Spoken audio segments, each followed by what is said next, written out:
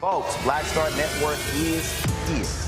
Hold no punches. I'm real revolutionary right now. Black power. Support this man, Black media. He makes sure that our stories are told. Thank you for being the voice of Black America, Roland. Stay black. I love y'all. All momentum we have now, we have to keep this going. The video looks phenomenal. See, this difference between Black Star Network and Black-owned media and something like CNN. You can't be Black-owned media and be scared. It's time to be smart. Bring your eyeballs home. You dig?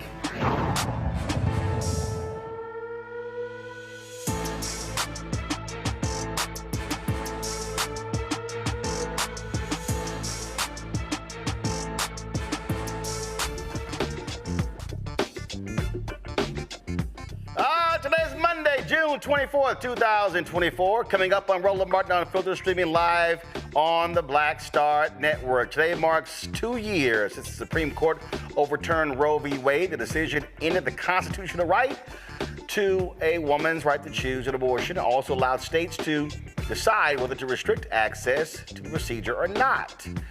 We'll talk to an OBGYN about how reproductive health care has changed. Also, Vice President Kamala Harris says the blame should be placed directly at the feet of Donald Trump. Bishop William Barber will be here to talk about Saturday's Poor People's Campaign, Mass Poor People's and Low-Wage Workers Assembly, and more march in Washington, D.C. Folks, New York Congressman Jamaal Bowman is making the final push to get voters to the polls in his extremely tight and difficult re-election campaign in New York City. Plus, a New York pastor tells his congregants that the black church should come together to keep Trump out of office. Also, the black pastor, remember the black pastor who hosted Trump? He chose to go to Fox News, didn't want to come on our show. I got a few words. It's time to bring the funk. I'm Roland Martin Unfiltered on the Black Star Network. Let's go. He's got it. Whatever the miss, he's on it. Whatever it is, he's got the scoop, the fact, the find. And when it breaks, he's right on time and it's rolling. Best believe he's knowing. Putting it down from sports to news to politics. With entertainment just for kicks, he's rolling. It's on go, roll, roll, y'all. It's Roland Martin, yeah. Rolling with Roland now. He's funky, he's fresh, he's real, the best, you know he's Roland Martin now.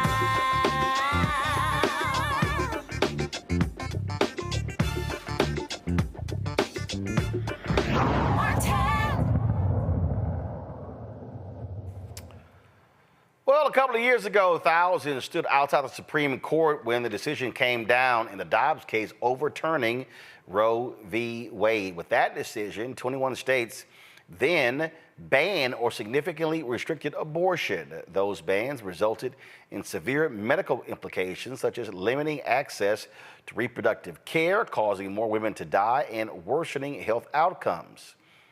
Also, it has unleashed a political consequence. You've had Republicans losing at the ballot box. You've had ballot initiatives being passed in states like Kansas and Ohio. It's going to be on the ballot in Florida. And so it has been a major point of contention. You have conservatives who have been delighted because that was their goal since the day Roe v. Wade was instituted or passed by the Supreme Court. Well, now you, of course, have it on the ballot this year. Politicians on both sides are making the point that this election in November is going to be about a woman's right to choose. Others also talk about reproductive rights through the prism of privacy. Joining us right now is Dr. Donna Adams-Pickett. She is out of Augusta, Georgia. She's an OBGYN. Doc, glad to have you here. It has been quite the last 2 years, and what we've seen are harrowing stories of women who are facing severe medical issues, some of them facing death, and they've had to leave the state they're in, depending upon whether they have abortion access or not. We've seen stories out of Texas, out of Ohio, a young girl who was raped in Ohio, who had to leave the state, and I believe go to Missouri. And then we see folks in Missouri try to go after that doctor for providing that health care. And so it has certainly been a dramatic 2 years since this Dobbs decision. It really has. It really has. You know, the problem, Roland, is that we have looked at abortion through the prism of that this is a termination of an undesired pregnancy, when it really, in most cases, is termination of an unsafe pregnancy. And the reality is we cannot have a discussion about reproductive justice without having a similar discussion about maternal mortality. It's no coincidence that the state that has the worst maternal mortality in this country, Mississippi, has one of the strictest abortion laws. Well, I think what's also interesting is that when you talk about Mississippi, first and foremost, it was Mississippi that actually filed the case. But the crazy thing is they were not even asking the Supreme Court to overturn Roe v. Wade. The Supreme Court chose to go that additional step to overturn Roe v. Wade in its Dobbs decision. And the point that you make is right. In fact, there were several stories, analysis done that said, hey, once the decision was made, an additional 5,000 babies in Mississippi will be born every year, and they didn't have the capacity to be able to handle that, and they have an OBGYN crisis. So the folks who were trying to get rid of Roe v. Wade also were not dealing with the actual consequences of that decision. Absolutely not. I mean, and this is, again, when we have non-clinicians who are involved in making decisions that involve medical knowledge. The reality is in 2022, there were 5.5 million pregnancies. 43% were due to contraceptive failure. So that means that 43% of these pregnancies that the moms did what they were supposed to do, and that they realized that they were not in any condition to take care of a pregnancy, whether it was physically, emotionally, or economically, and then found themselves pregnant. But now those individuals are not allowed to live with that medical error, because if the contraception failed, that's a medical error. That wasn't an error of judgment, that was a medical error. Earlier, you made the point about doctors, the people who make decisions not being medical professionals. And the reality is you see how politics is playing out. Just more than a week ago, there was a congressional hearing, a United States Senate hearing. And then you had Senator John Kennedy of Louisiana with his fake accent, raising this issue and trying to highlight this problem as if it is a major issue, when this one sister had to go ahead and check him quite convincingly. Let me play that, folks. Here we go. At that juncture, have the right, clearly a viable child, to abort the child. My example is not unrealistic. I think that if your answer, I'm going to save my time. If your answer is going to be that never happens, let me go to Ms. Fry. What do you think? Well, Senator, first of all, if you don't ask a question if you don't want to know the answer. And I think 1%, but I'm saying to you, Senator, 1% of abortions happen at 21 weeks or later. Mm-hmm. So I think the premise of your question sets up a conversation about abortion that is unfair. It is rarely is that ever the instance. The vast majority of pregnancies and abortions that are considered late in a pregnancy have to do with severe, devastating medical circumstances. And I understand your point, Senator. I understand your point. But with all due respect, I also think the chances of people sort of getting all the way through a pregnancy and just sort of saying, I don't want it, is disrespectful to women. And these are sort of the lies that we have seen told by Republicans and by others. I mean, it's crazy how they're advancing, that you have people who are just deciding to have an abortion in the 9th month. Right. I mean, the reality is the larger percentage of these abortions or termination of pregnancies occur in the first trimester. between the 1st and 14th week of pregnancy. And as that very strong sister mentioned, that when we see late trimester, second trimester termination of pregnancies, that's usually due to a health issue with the mother or the child.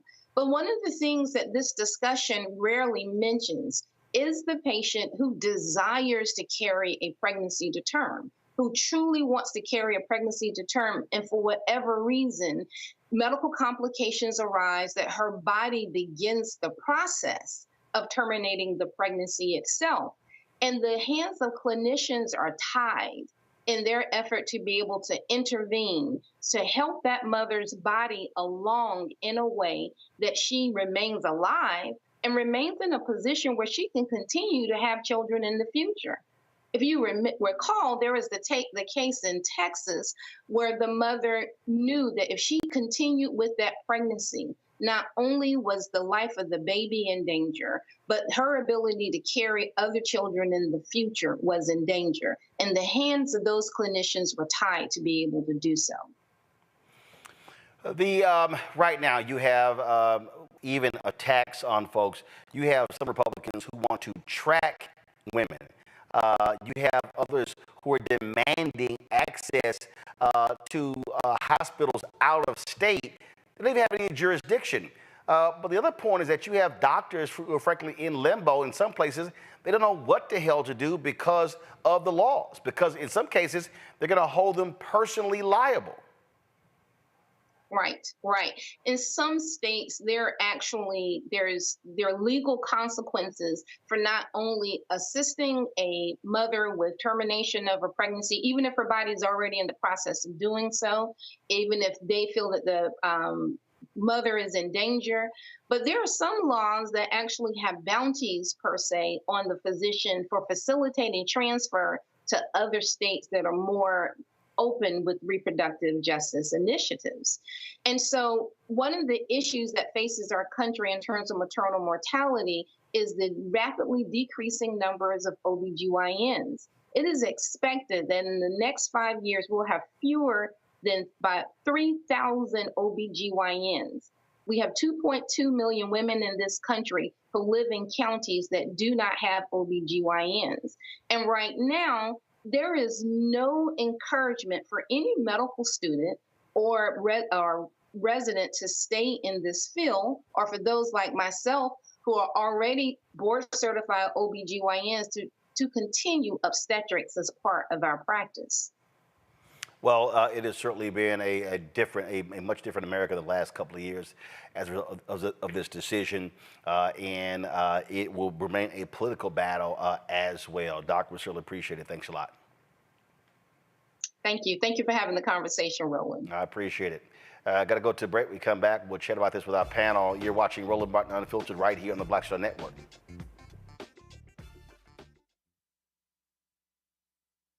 Hello, my brothers and sisters. This is Bishop William J. Barber II, co-chair of the Poor People's Campaign, a national call for moral revival, and president of Repairs of the Breach. And I'm calling on you to get everybody you know to join us on Saturday, June 29th at 10 o'clock a.m. in Washington, D.C. on Pennsylvania and 3rd for the mass Poor People's Low-Wage Workers Assembly and Moral March on Washington and to the polls, and the post effort to reach 15 million poor and low-wage infrequent voters who, if they vote, can change the outcome of our politics in this country. Our goal is to center the desires and the political policy agenda of poor and low-wage persons, along with moral religious leaders and advocates. Too often, poor and low-wage people are not talked about, even though in this country today, there are 135 million poor and low-wage persons. There's not a state in this country now where poor and low-wage persons do not make up at least 30% of the electorate. It is time that the issues of poor and low-wage people be at the center of our politics. Living wages, health care, things that matter in the everyday lives. We will no longer allow poverty to be the fourth leading cause of death in this country. We must let our voices be heard. Join us. Go to our website, www.poorpeoplescampaign.org. RSVP, get others to come, get a bus, get a van, get on the train. Come and let our voices be heard and our votes be felt. Lift from the bottom so that everybody rises.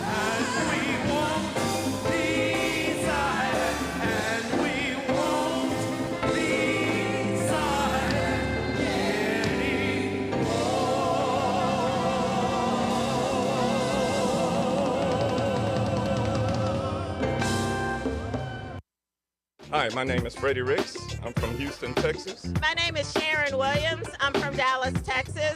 Right now, I'm rolling with Roland Martin, unfiltered, uncut, unplugged, and undamn believable. You hear me?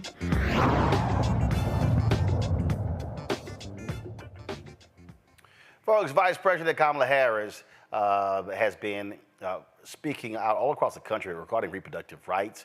She recently held a conversation with Christy Teigen about this very issue, and again has made this a prominent part of the re-election campaign. Here is what she had to say. This is a fight for freedom. The fundamental freedom of a woman to make decisions about her own body and not having her government tell her what to do. 2 years ago today, I think many of us remember where we were. 2 years ago today, the highest court in our land, the Court of Thurgood and RBG, took a constitutional right that had been recognized from the people of America, from the women of America. And 2 years ago, on that day, I actually made a prediction that overturning Roe v. Wade would be the opening shot on a full-on assault, state by state, on reproductive freedom. And that is exactly what happened.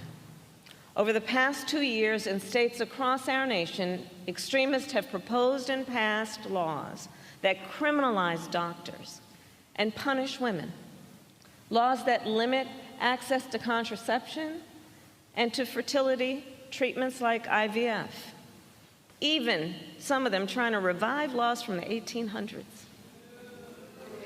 Today in America, 1 in 3 women of reproductive age lives in a state with an abortion ban, many with no exception even for rape or incest. Today, our daughters know fewer rights than their grandmothers. This is a healthcare crisis, and we all know who was to blame: Donald Trump. And how do we know? Well, as many of you know, I'm a former prosecutor, so let's just look at the facts, shall we? When he was in the White House, Donald Trump handpicked 3 members of the United States Supreme Court because he intended for them to overturn Roe v. Wade. And as he intended, they did. So, it was premeditated. Since, extremist legislators across our nation have passed ban after ban after ban, he had accomplices. And Trump has not denied, much less shown remorse for his actions. Instead, he, quote, proudly takes credit for overturning Roe. My fellow Americans, in a court of law, that would be called an admission. And some would say a confession, all pointing to the ultimate issue. In the case of the stealing of reproductive freedom from the women of America, Donald Trump is guilty.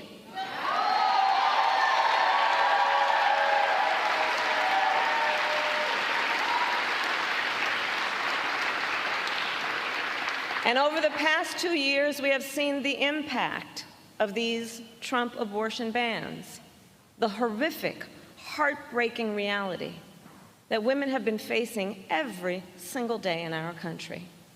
Women have been refused care during a miscarriage, turned away from the emergency room, and only given care when they develop sepsis.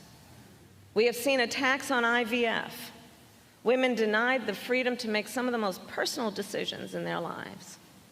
And understand, as much harm as he has already caused, a second Trump term would be even worse. His friends in the United States Congress are trying to pass a national ban that would outlaw abortion in every single state, in states like New York and California, and even right here in Maryland. And we all know if Donald Trump gets the chance, he will sign that ban. And how do we know? Well, when Congress tried to pass a national ban in 2017, he endorsed it. And he promised to sign it if it got to his desk. And now he wants us to believe he will not sign a national abortion ban. Look, enough with the gaslighting. All right, folks, my panel, Dr. Julian Malveaux, economist, president emerita, been in college, also author out of D.C., Dr. Amakongo Dabinga, senior professorial lecturer, School of International Service, American University, also joining us from D.C., Dr. Nyambe Carter, associate professor, University of Maryland School of Public Policy out of D.C. as well. Julian, I'll start with you. It has been certainly a 2 years that has seen massive upheaval. And when you listen to progressive women and others who say they were shocked and stunned, I don't understand how, considering Republicans and conservatives have made it perfectly clear for 4 decades they want to get rid of Roe v. Wade. The problem is that people on the progressive side just simply thought that it was settled law and that they were never going to try to undermine it. Well, they did. That was their goal, and they achieved it. You know, Roland, it's very interesting. First of all, it's like some of these so-called progressive women look at fat meat and think it ain't greasy. In other words, the orange man said he was going to do, he did it, and he'll do it again. He found the most conservative and younger judges. Amy Coney Barrett is not yet 50 years old. Found these younger judges who lied. They perjured themselves when they spoke to the Senate. They said that they accepted Roe as established law, but then they went on and did what they were going to do, and it's absurd. But let's not get twisted. It's not just Roe. Your cousin on the Supreme Court, I'm not disparaging your family, I'm just saying your cousin, Mr. Thomas, has also thrown into the hopper interracial marriage, gay marriage, and a number of other things that have been established. So we know that this is happening, and the question is, well, there's nothing that can be done about it in terms of this Supreme Court. Expanding the court, I don't think is the greatest idea in the world, because everybody can expand and contract it once that happens.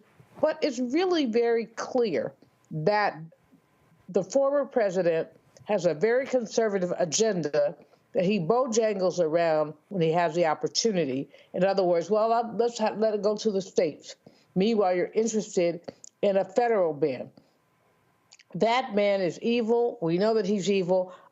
Roland, ask everyone who's listening to please Google Project 2025 and understand what he has up his sleeve. But this is the least of it. This is literally the least of it. He'd like to do more. Nyambe, this has been, again, a battle that's been waged in courts, a battle that's been waged in Congress, in state legislatures all across this country, even down to the local level. You've seen efforts by Republicans to go after the abortion pill. You've seen in that Dobbs ruling where Clarence Thomas talked about going after birth control. And so this is not over. This fight continues, and folk need to understand that is the case. Conservatives are going to continue to push their agenda. You now have a progressive group that announced a 10-year, $100 million effort to expand reproductive rights access. This is something they should have been planning and doing before this. Now they have no choice but to fight state by state until they potentially can get 5 progressive justices on the Supreme Court. As long as they have that 6-3 conservative majority, they will be in control and have the power. Well, I think what Dr. Malveaux was talking about is sort of the gravity of all of this. It's never about one decision or one singular person. It's about what these forces combined can do together. And let's be clear, the right has been waiting a very long time to get to this point. Donald Trump got them over the finish line of where they want to go, but they're not done yet. And they want him to have a second term because he's promised, that he is going to appoint more judges, not just in the Supreme Court, but in the lower courts, younger, less experienced judges. I mean, for, your audience, I think about this. I'm in my 40s now.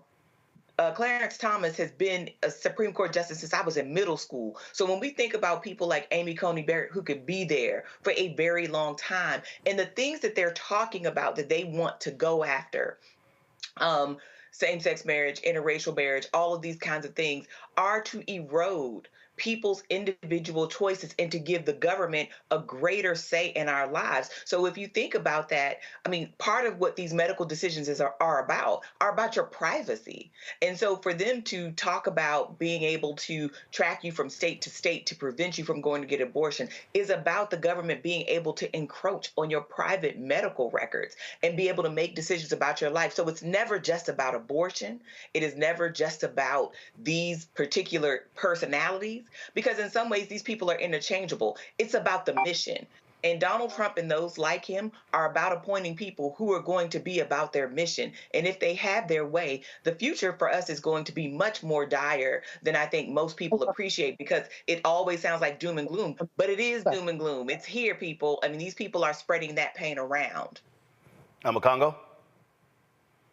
Look, I feel like we should have learned a lesson when we saw what they were doing against voting rights, when they were starting to roll that back. That should have let us know that nothing was going to be safe as it relates to what they were willing to do to try to maintain power. So now here we are as it relates to women's reproductive rights. And I feel like people also are getting a little bit comfortable because there have been so many gains in terms of across different states as it relates to these referenda. But just because people may have voted for a referendum, it doesn't necessarily mean that in November they're going to vote for actual individuals, right? And so I think that people need to who have this mindset of, oh, well, we've had these little victories, we're going to be fine.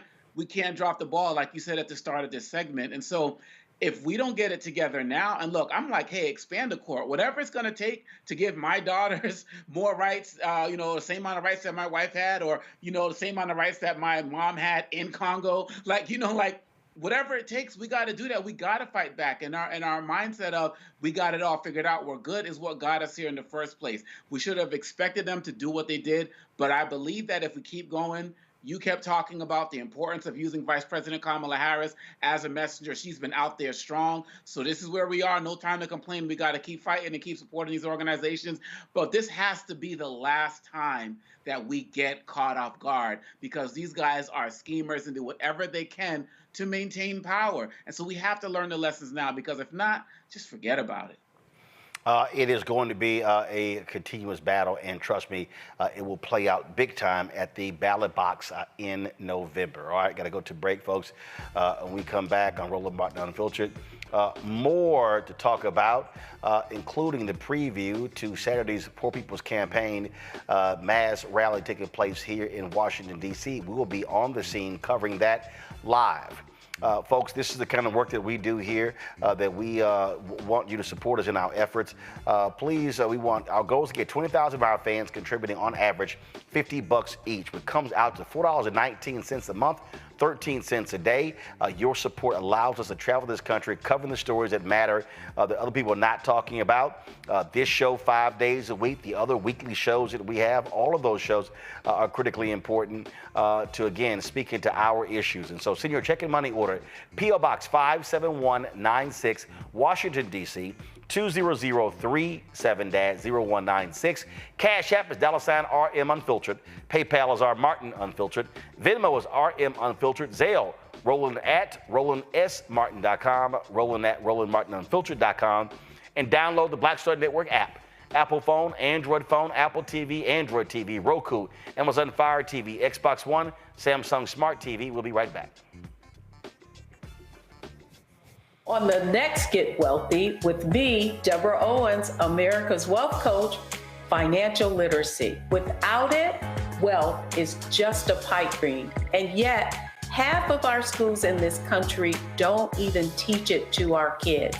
You're going to hear from a woman who's determined to change all that, not only here, but around the world. World of Money is the leading provider of immersive financial education for children ages 7 to 18. We provide 120 online and classroom hours of financial education. That's right here on Get Wealthy on Black Star Network.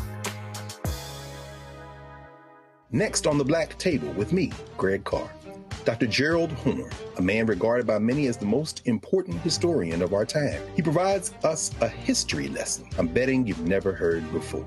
Texas enslavers who planned to continue the conflict even after Appomattox, even after the formal surrender of Robert E. Lee. Dr. Horne talks about his new book, The Counter-Revolution of 1836, Texas, Slavery, and Jim Crow, and the Roots of U.S. Fascism. You do not want to miss this conversation. Only on the Black Table, right here on the Black Star Network.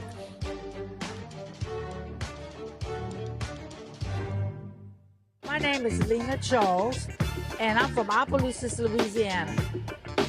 Yes, that is Zydeco capital of the world. My name is Margaret Chappelle. I'm from Dallas, Texas, representing the Urban Trivia Game. It's me, Sherry Shepherd, and you know what you watch. Roland Martin on Unfiltered.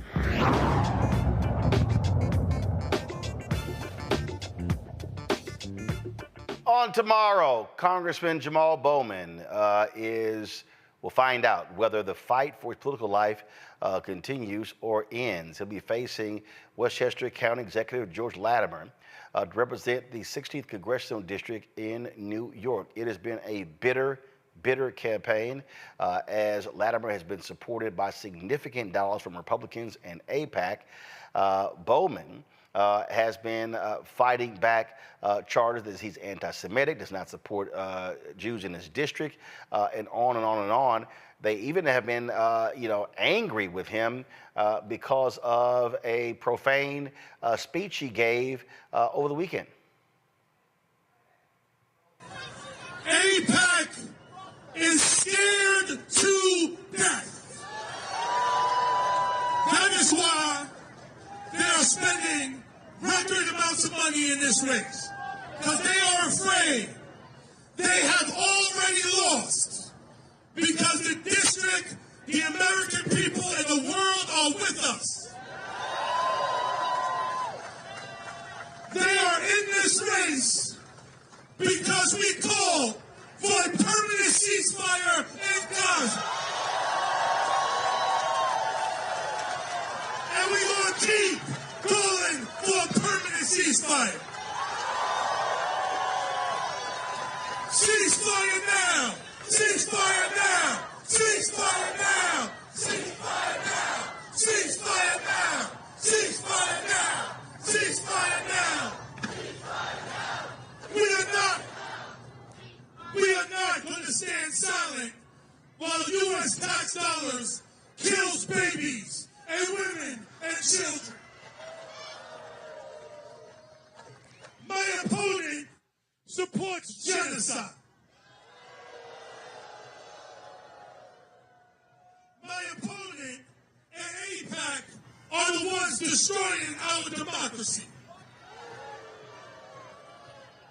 And it is on us, it is on all of us to save our democracy. Earlier today, I talked with Congressman Bowman about this campaign and the race. Congressman Bowman, money. There's a lot of money being spent in this race opposing you, but the reality is votes always trumpets money. What has your team been focused on when it comes to a ground game, early voting, but also when it comes to election day tomorrow? You know, from the very beginning, we've been speaking to all registered voters and non-registered voters. We've had a very robust voter registration program up now for several months. And we've been targeting not just the triple prime voters, you know, the voters who vote in every single election, but those who may have never voted in any election or those who have voted in generals but not primaries. And so we've been targeting them with our phone banks, with our mailers, and most importantly, on the doors. You know, our volunteer army is about 1,000 strong, over 1,000 strong. We've put a lot of money into paid field as well, because that direct voter connection, there's nothing more powerful than that. And so we've been doing that for several months. We've had over 21,427 conversations. And we're doing very well with those conversations. Now we just got to get people out to vote. That's the number one thing. So much of this race has been focused on Israel. You made a point in the debate that you don't represent the state of Israel, you represent the South Bronx. And so what have you been hearing on the campaign trail from voters across the district who wants the issue to be focused upon what's happening among the 700,000 people that reside in your congressional district? Yeah, it's been a consistent tension since I've gotten into office. There's a strong group of primary Democratic voters who are pro-Israel, quote unquote. And Israel is their single most important number one issue. And I do my best to listen to them and to learn from them and to represent them as well. But I also share consistently that the majority of the people in this district care about affordable housing and being able to afford their utilities and jobs and workforce development and violence reduction and public education. And so, you know, it's been a challenging balance to balance the two, but I have to remain focused here on what the majority of the people here want. And I also support the state of Israel and the state of Israel's right to exist, and I support a two-state solution. However, that has also come with, you know, periodic critiques of the Israeli government, particularly as it relates to what's happening right now in Gaza. And so, unfortunately, remember, you know, it was Elliot Hingle here for 30 years before, you know, we won in 2020. And so there haven't been these more well-rounded conversations about Israel-Palestine. They've only been one-sided.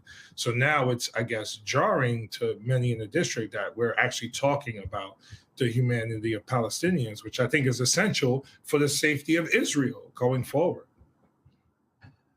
And so, with that, you've got, you know, AIPAC. You are their number one target. You have hit them for the millions of dollars that are being spent. You've got a lot of money that's come from Republican donors who also want to take you out as well. Do you see, and this is not just you, we saw the targeting of Summer Lee in Pittsburgh. You've got Cori Bush in St. Louis, Ayanna Pressley in Massachusetts. You know, this is a coordinated effort to go after what some will call the squad or very progressive members of the Democratic Party. Yeah, no, absolutely. And it's incredibly alarming and incredibly dangerous to our democracy, because the right-wing Republicans that are funding AIPAC, they also fund initiatives to take away our voting rights, to take away affirmative action, to take away our reproductive rights and other civil rights that we have fought and died for. They support 109 Republicans who voted to overturn the election in 2020. So this is a dangerous move to the right, very aggressive move to the right for the entire country, and is driven by big money Republican billionaires meddling in a Democratic primary, which has now become the most expensive primary in United States history.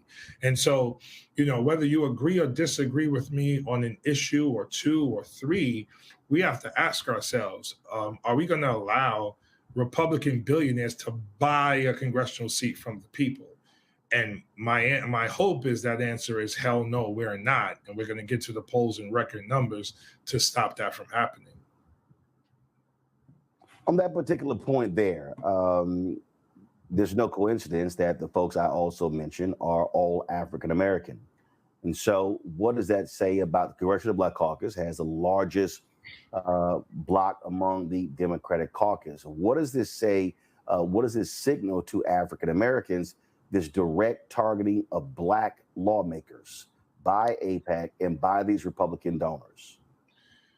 You know, it's a reminder of our history, I think. When you look throughout American history, whenever Black or brown people have been outspoken, particularly Black people, we have been targeted. We've been targeted with smearing, with lynching, and everything in between. And so this is just the modern day version of this. We're being targeted politically, not just for our seats, but for our livelihoods. Because the way the smear ads and the attacks have come in this particular race, they're not just thinking about, getting me out of this seat. They're thinking about, post-election, what happens to my life and my career and my family. We've received death threats. My family has been written about. My kids have been written about.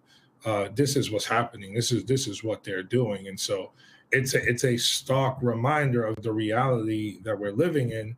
But it's also, in my opinion, an urgent call to circle the wagons around each other so that we can support and protect and uplift each other and continue to fight and rescue America from itself, because America has always needed Black people to rescue it from itself. And we need that to save our democracy in this moment and to uplift our overall humanity. Because we're going down a dark path if we allow elections to be bought. It's already been happening quietly. This is just probably one of the loudest times it's happened in recent memory. When you look at endorsements, obviously politicians, target endorsements. But when you've got Hillary Clinton supporting your opponent, when you've got former Congressman Mondaire Jones, someone who was a colleague of yours when serving in the Congress before he lost in the last congressional race. Do you put much stock in endorsements? And just your thoughts about that? It depends. No, I don't put much stock in those two particular endorsements in this particular district. Mr. Jones has never represented this community. And the one time he thought about running in this district, his polling showed him that would not be a good choice. And Secretary Clinton, with all due respect, also doesn't live near or engage this district or community at all. And while, she has been a pillar of Democratic politics in the past, the people here are looking for a vision for the future. And I believe that the people know that vision is represented by people like me and Ayanna Presley and Hakeem Jeffries, who has endorsed us, and Pete Aguilar, who has endorsed us, and Catherine Clark, as well as even older senators like Senator Sanders, who many credit as being one of the inspirations for the squad running for office and winning. I know he was an inspiration of mine. Senator Sanders was, Senator Elizabeth Warren as well. We've also been endorsed by Maxine Waters, who I think is the godmother of all of us as it speaks to racial justice and so many other issues. And so we like our endorsements, and I think our endorsements capture more of the future of the Democratic Party as opposed to my opponent's endorsements. For folks who don't know, what's the makeup of your district? So it's a majority minority district. The largest minority is Latino by a few percentage points. My district covers the Northeast Bronx and Southern Westchester County. So Co-op City in the Bronx, Baychester, Edenwald in the Bronx, Yonkers, Mount Vernon, New Rochelle, in Westchester, all the way up to White Plains. It includes Portchester, Greenburgh, the river towns, the Sound Shore, Scarsdale, Ardsley, Tuckahoe, and a few smaller municipalities in the middle. And so with that, being a majority minority district, elections and primaries comes out to turnout. And so when we look at turnout in primaries, they're not significant. They're not high. So obviously motivated voters are the ones that turn out. How are you really getting your people to understand in the next 36 hours how critically important it is to have minorities in your district really vote their numbers. They vote their numbers, then it should be a fairly easy election night. Yes, not easy, but yes, it should be a victorious election night. You know, everything I've shared on this call and in this conversation, we have shared with the voters. We have told them from the very beginning, this is GOP billionaires trying to buy this congressional seat from you, the people, simply because I call for a ceasefire in Gaza and because I speak up for Black and brown people here. And simply because I don't think we should be sending billions of dollars to Benjamin Netanyahu to engage in collective punishment when those billions could be coming here to help us with the issues we have here on the ground. So we've articulated that from the very beginning in a variety of ways. You know, the key to most campaigns is 7 to 8 quality touches on a voter to get them out to vote. And that's what we've been focused on for several months. And those touches include the phone, the text, the mailers, the doors, and the ads. And so we're hopeful and prayerful that we've done enough to get people out. I could tell you the energy I feel in the community. I mean, I can't jump out my vehicle in Mount Vernon or the Bronx or certain parts of the district and walk like a step without people like surrounding me with love and support and like frustration and outrage that they're being bombarded with ads and mailers that they know do not represent my record or who I am as a person. So what the other side may have done is piss people off enough in terms of our supporters so that now you got them motivated to vote. That's the energy I'm seeing all throughout the district. You had a rally and you used some choice language at that rally, and you've had folks like Congressman Richie Torres say this is conduct unbecoming of a member of Congress. Your response? You know, it's interesting. We're sending bombs and billions to Benjamin Netanyahu to kill babies and women and children, but my language is brought into question. We can't raise the federal minimum wage to $15 an hour, so we keep tens of millions of people in poverty as a result, but you're worried about my language. We got guns as the #1 killer of children in our country for the first time in history, replacing car accidents. And we have a simultaneous mental health crisis amongst our children that we're doing nothing about, but you're worried about my language. To paraphrase James Baldwin, to be Black and someone conscious in America is to live in, subdued outrage, if you will. And so I'm outraged. And every now and then, especially when you're coming after my family and myself and whatever, and, you know, I'm not a career politician. I'm not always going to have the proper decorum, but I guarantee you I will be expressing the emotions of the people who are also outraged, who want to see our government work for them. And so, you know, my apologies to anyone who was offended by my language, but I think we all need to be outraged. What's happening in our world should facilitate a march on Washington every week, because we allowing 1 in 5 children to go to bed hungry. We allow 9 million children across the globe to die every year because they don't have access to clean water. But we spend $1 trillion a year on the military that kills innocent babies and children and women. This is not governance. This is not humanity. We need our humanity back. And if a few choice words is going to lead us to that, then so be it. Congressman Bowman, last comment. If there is somebody out there watching, listening, they are straddling the fence, they're unsure if they want to vote for you, or they're unsure if they want to vote, period, what do you say to them? Vote to send a lifelong educator back to Congress, a middle school principal for 10 and a half years, educated for 20 years, who literally has served the community directly my entire adult life. Raised by a single mom, come from the working class, will always fight for marginalized people and will always fight for justice and growth and a vision for America that includes everyone. That's what our country is supposed to be about. That's what we need in Congress. Not someone who is bought and paid for, who calls himself a Democrat, but they're funded by Republican billionaires to engage in pay-to-play status quo politics, who don't agree with Biden on raising taxes on the wealthy, don't agree with universal health care, and don't agree with urgent an urgent response to climate justice. We need the right people in Congress who come from the working class and understand the struggles and dreams of everyday people. And I think I am that person. So please vote June 25th. Do not stay home. Do not sit this one out. All right, Congressman Jamaal Bowman, we certainly appreciate it. Thank you so very much. Thank you.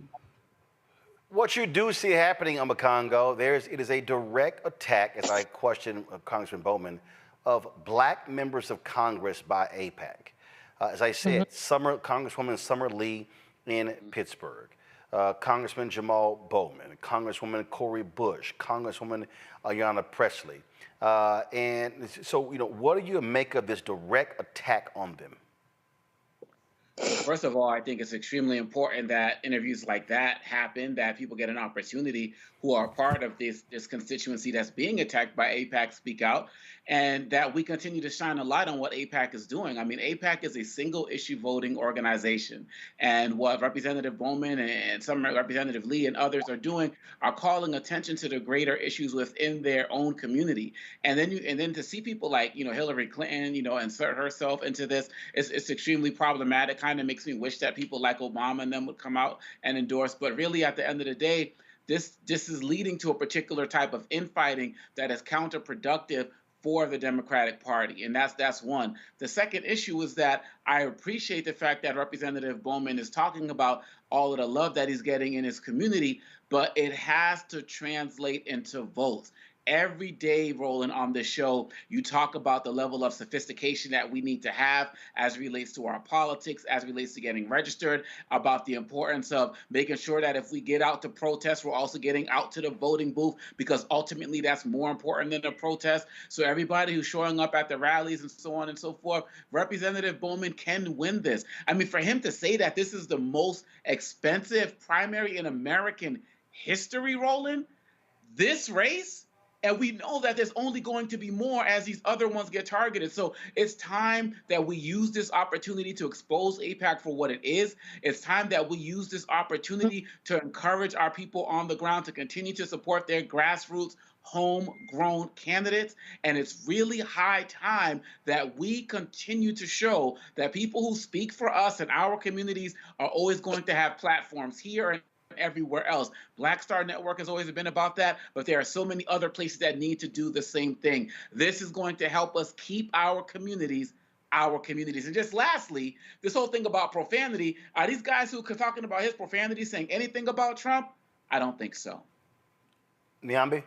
Well, I mean, I think this race, but others that you highlighted, signal the real dangers of a group like AIPAC. They're very well funded, and while their general issue around protection of Israel or making sure that Israel and Israeli people are safe, in general, I think most people are like, that's fine. But when you target in particular politicians of color around a single issue, I think it highlights, the limits sometimes of political coalition, because when you look historically, you've seen Jewish people and Black people coalescing together.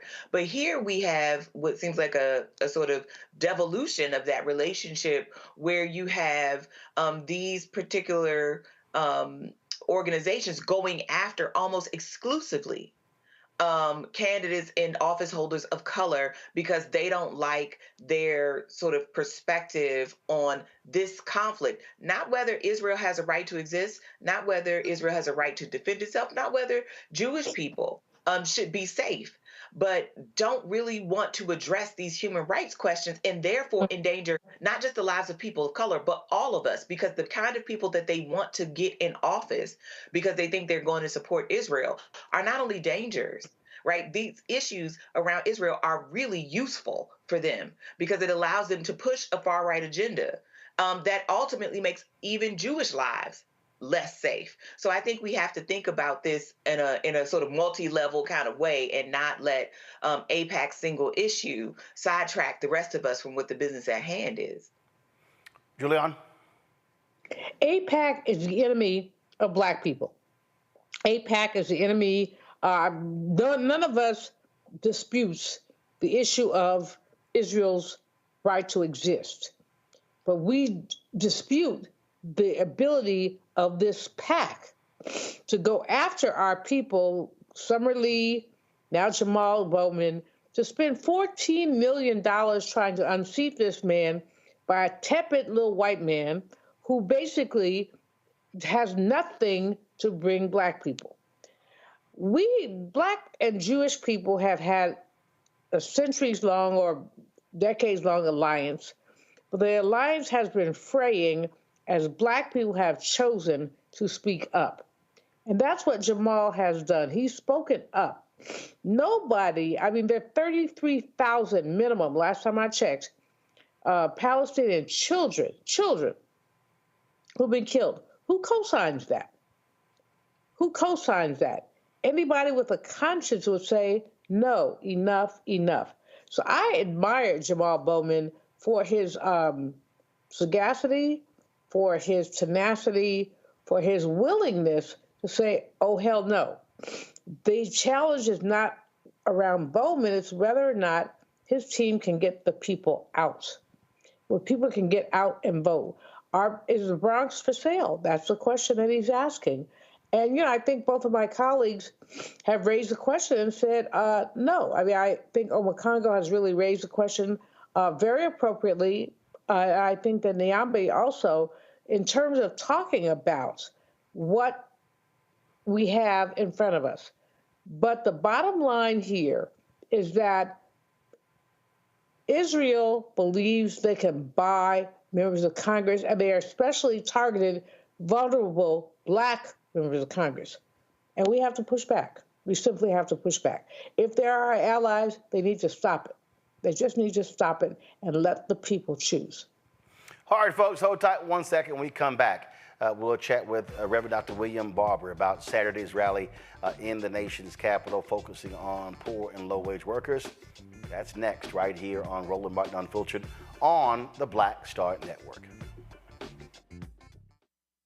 On A Balanced Life with me, Dr. Jackie, we meet Ricky Fairley. She was given a death sentence by her doctor 11 years ago. But for Ricky, giving up was not an option. She declared war on her disease, turned her entire life upside down, and won the battle. I know that God left me here to do this work. And when you talk about faith, faith is what got me through. I mean, I had to relinquish my faith and give my life to God and say, okay, God, what have you got for me? And He gave me my purpose. And that's why I'm here. Her amazing story of strength, balance, and survival here on A Balanced Life with Dr. Jackie on Black Star Network.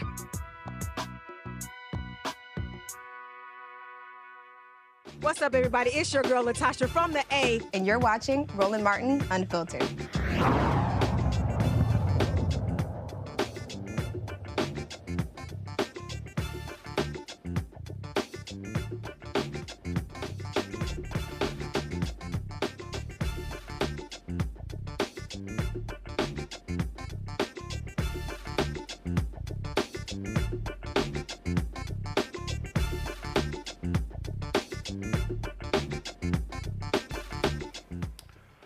All right, folks, on Saturday in the nation's capital, there will be a mass rally focusing on poor and low-wage workers. The Poor People's Campaign has been working diligently on this. Their goal is very simple, and that is to educate America on the reality facing poor and low-wage workers, but also to galvanize those individuals to use their voting power all across the country. For the last several weeks, you've seen us running this commercial right here on Roland Martin Unfiltered, rallying people to come to Washington, D.C. We're going to play a portion of it.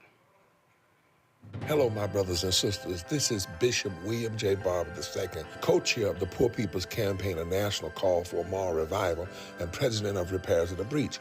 And I'm calling on you to get everybody you know to join us on Saturday, June 29th at 10 o'clock a.m. in Washington, D.C. on Pennsylvania and 3rd for the mass Poor People's Low-Wage Workers Assembly and Moral March on Washington and to the polls, and the post effort to reach 15 million poor and low-wage infrequent voters who, if they vote, can change the outcome of our politics in this country.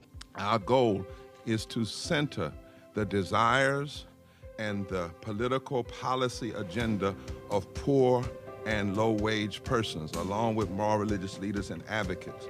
Too often, poor and low-wage people are not talked about, even though in this country today there are 135 million poor and low-wage persons. There's not a state in this country now where poor and low-wage persons do not make up at least 30% of the electorate. It is time that the issues of poor and low-wage people be at the center of our politics.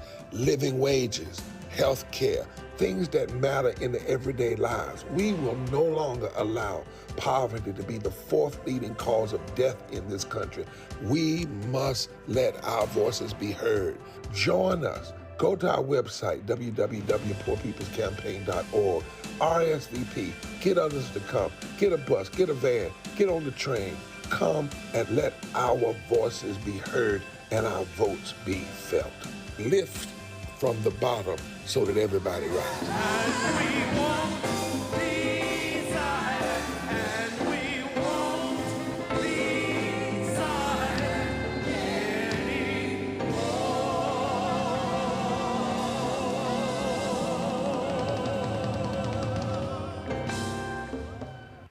Joining us right now is Reverend Dr. William Barber. Doc, glad to have you. Doc, I'm glad to come on and listen. I apologize, I'm in a 2-hour zone trip over here in Denver, but things are moving in a powerful way. I just got a report that hundreds of buses are coming.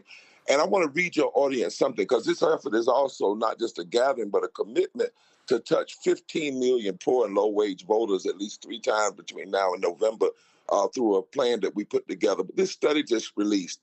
In Georgia, for example, Biden won by almost 12,000 votes in 2020. North Carolina lost by 74,000.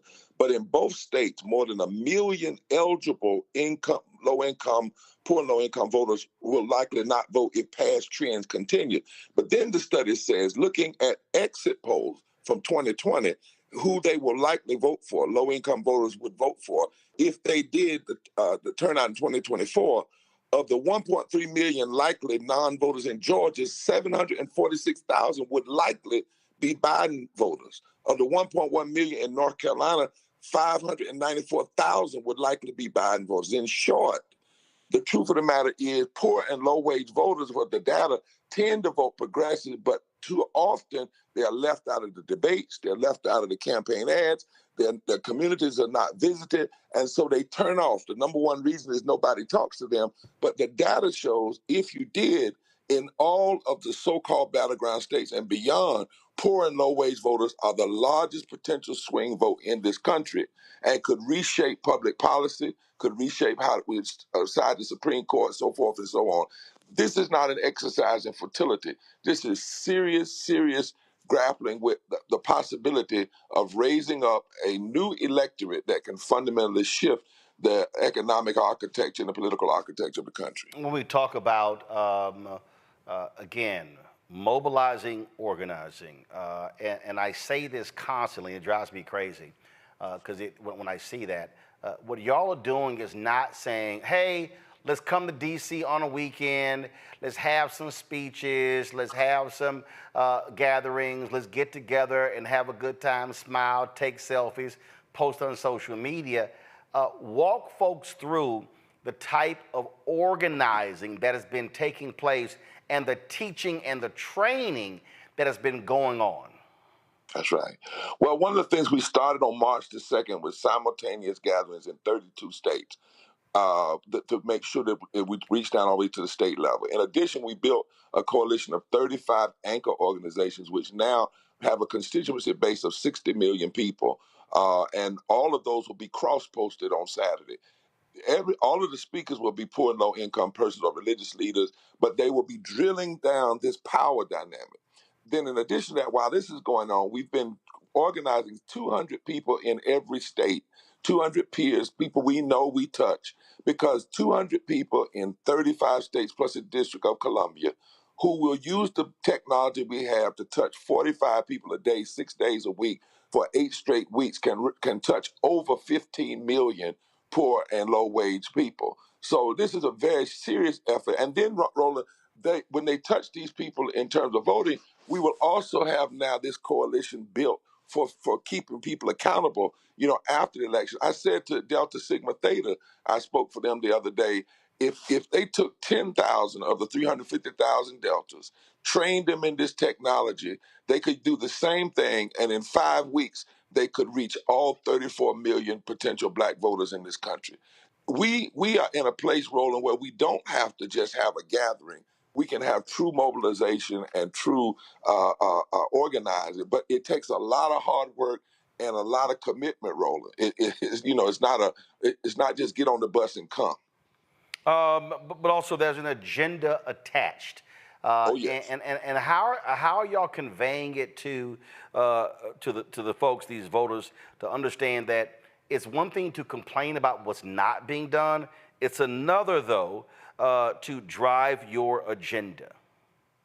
Exactly. One of the things that we're saying to folk is you don't just get out here and rah-rah and say what you hate. You have to turn to go on the offense. So when you have power, real legitimate power, you don't just complain, you go on the offense with that power.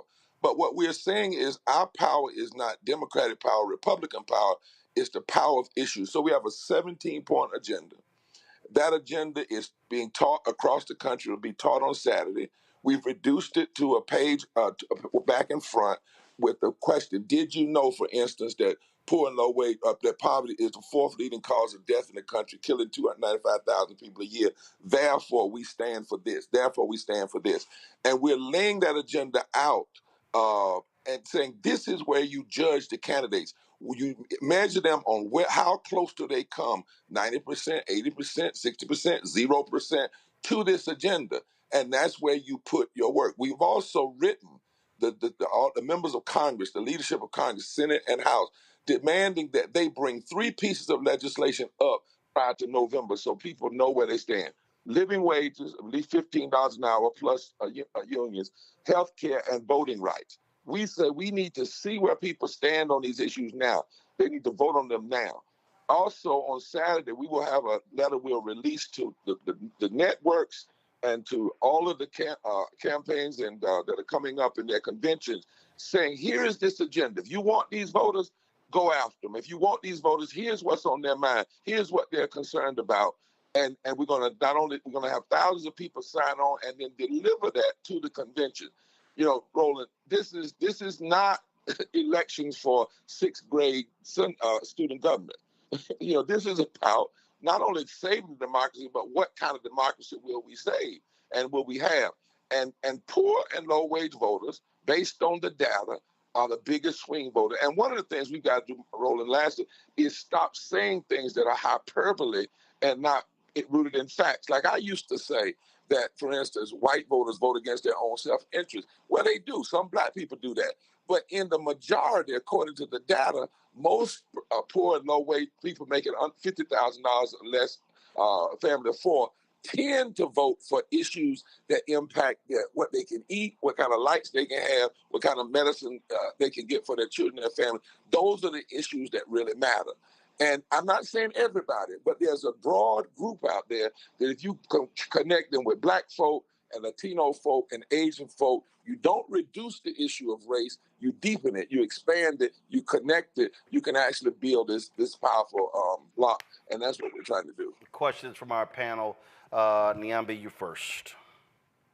So, Reverend Barber, thank you again. I mean, you've been doing this work for a while. Are you seeing kind of any positive changes out there? Are you seeing, I mean, you've been in the trenches for a long time. Are you seeing this forward movement, or are you seeing people maybe regressing to the corners or the places where they're most comfortable?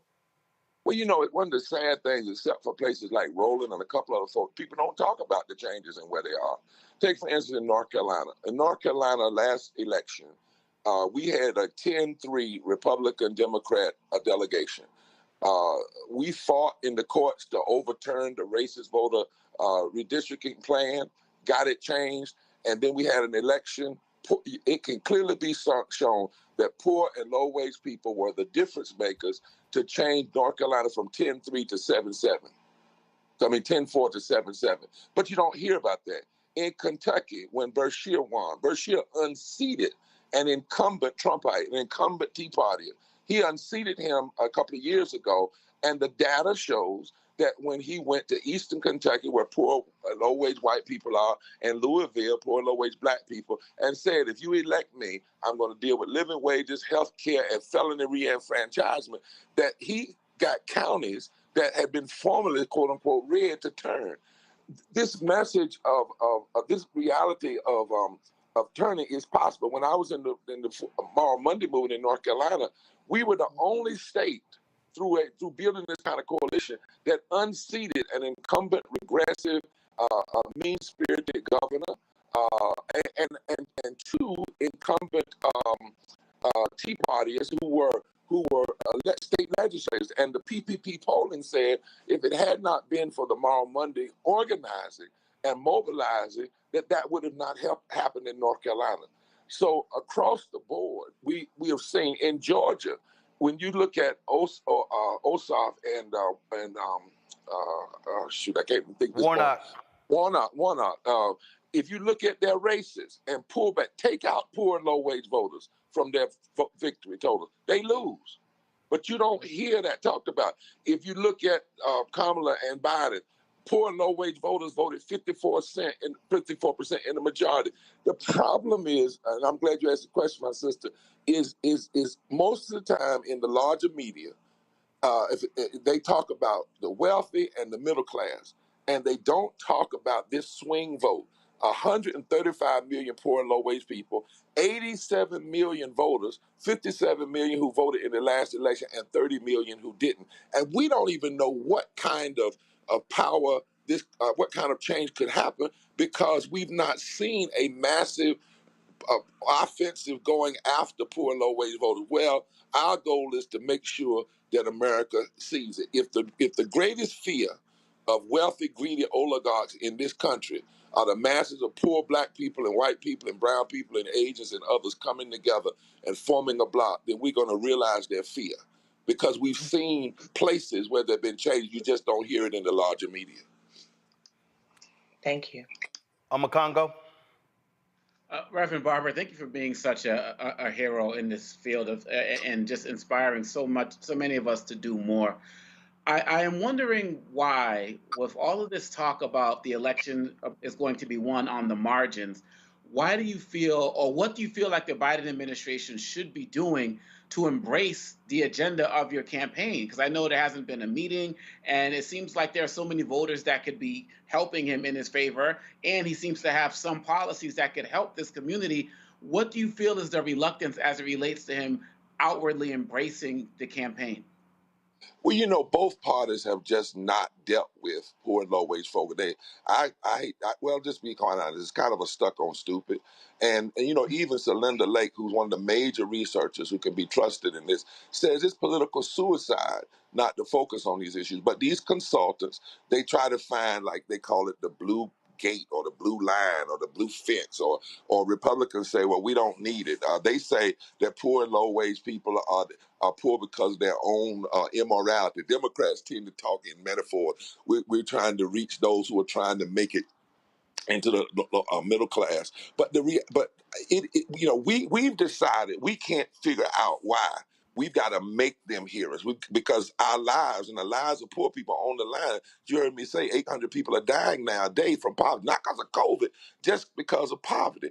And so it does not make any sense. And I'll say this loudly, that in Michigan, the margin of victory was 10,000 in presidential election, and there were over 1 million poor and low-wage voters that did not vote, and they were not aggressively gone after. Wisconsin, 20,000, over 1 million poor and low-wage voters, they were not gone after aggressive. Pennsylvania, 40,000 was the margin, 2 million poor and low-wage voters, they were not gone after aggressively. And you heard me say North Carolina last time, 74,000, and you had over 1 million, and they were not gone after aggressively. And I don't know why, but we're going to keep demanding that you would not have in the Oval Office a meeting with poor and low-wage people. Part of the problem is, Doc, and I'll tell you this, people have gotten to this point that they want to meet with the leaders who claim they represent people. Now, I'm just be honest, I had offers for me to meet, but I ain't interested in that. And our team is not interested in that. I don't want to go meet unless you're going to allow me to bring the people who are the most impacted. And I said that when I met with the vice president. Glad to have the meeting. But the most moral, forceful people in this country are poor and low-wage people who still believe in this country, even though they catch hell every day. And if you really want to win, the key is talking to them, hearing them, and letting them carry the message. Let them say, I'm for this candidate because they are for these issues down the line. I don't know why I can't figure out, why it's foolish. These consultants need to quit it. But I do know the numbers are telling us it makes no political sense at all that a part of any major campaign, whether you're Republican, Democrat, whether you're running independent, running the Green Party, any party, what you're running for, if you are walking away from a direct attempt to move 30 million poor and low-wage voters and just dismissing them, it is political foolishness. Julian? Sir, Brother Reverend, I appreciate you. You know I do. Everything you do is right on time for me. You talked a little bit, you and I have talked about the whole issue of hope, which I think is why so many young people are so disaffected. They don't see hope. You do. Right. But they're very, basically, they don't give a you-know-what. They don't think that their vote is going to make a difference. They don't think that activists can change. They have seen politicians betray them. And this is the folks who are like under 35. They could vote, as you say, they have the whole election in their hands, but they're not feeling it. They're not feeling any of it. What do you say to those folks? What do you say to them to make them more excited about this election? Well, I'm glad you asked that, Julian. I met 2 months ago with students from 10 HBCUs. In fact, they asked me to come join them in July. They're pulling together people from across the country. And I listened more than I did talk. And what I heard them say, that there were three issues they were concerned about. Number one, from a moral perspective, they were deeply concerned about Netanyahu and his brand of extremism and what they're doing to children and women in Gaza. They also said they didn't agree with Hamas, and what they did, but they were against hatred and killing, and they could not understand why people couldn't just say that and be clear in government. And that's their concern: is why can't we be against what is so obviously wrong? Number two, they said they were for living wages, and these young people said to me, what depressed a lot of them was we had one vote on the living wage to raise the minimum wage to $15 an hour. In 2020, I believe it was, or 2021. We haven't raised the minimum wage since 2009. And they said to me, Rabbi, what in the world, why would we vote if we can't even get something as basic as a living wage done? And then, of course, they brought up voting rights. We flipped it over, and I said, well, there's one way to look at it. One way is to say it didn't happen. But what if you knew you had the power to change who's in office, and then you had the power to stay on them after you get in office? Because that's the piece I think we don't talk to folk enough about. Not just voting, but what do you do after voting? You remember when Obama got elected, and we have some agreement and disagreement with his administration, but he got elected, everybody turned out, and then the next election, everybody walked away. And then you had, the whole extremism takeover. But when you talk about building a plan to both exercise your power on both sides of the spectrum, I saw the young people say to me, we can get with that.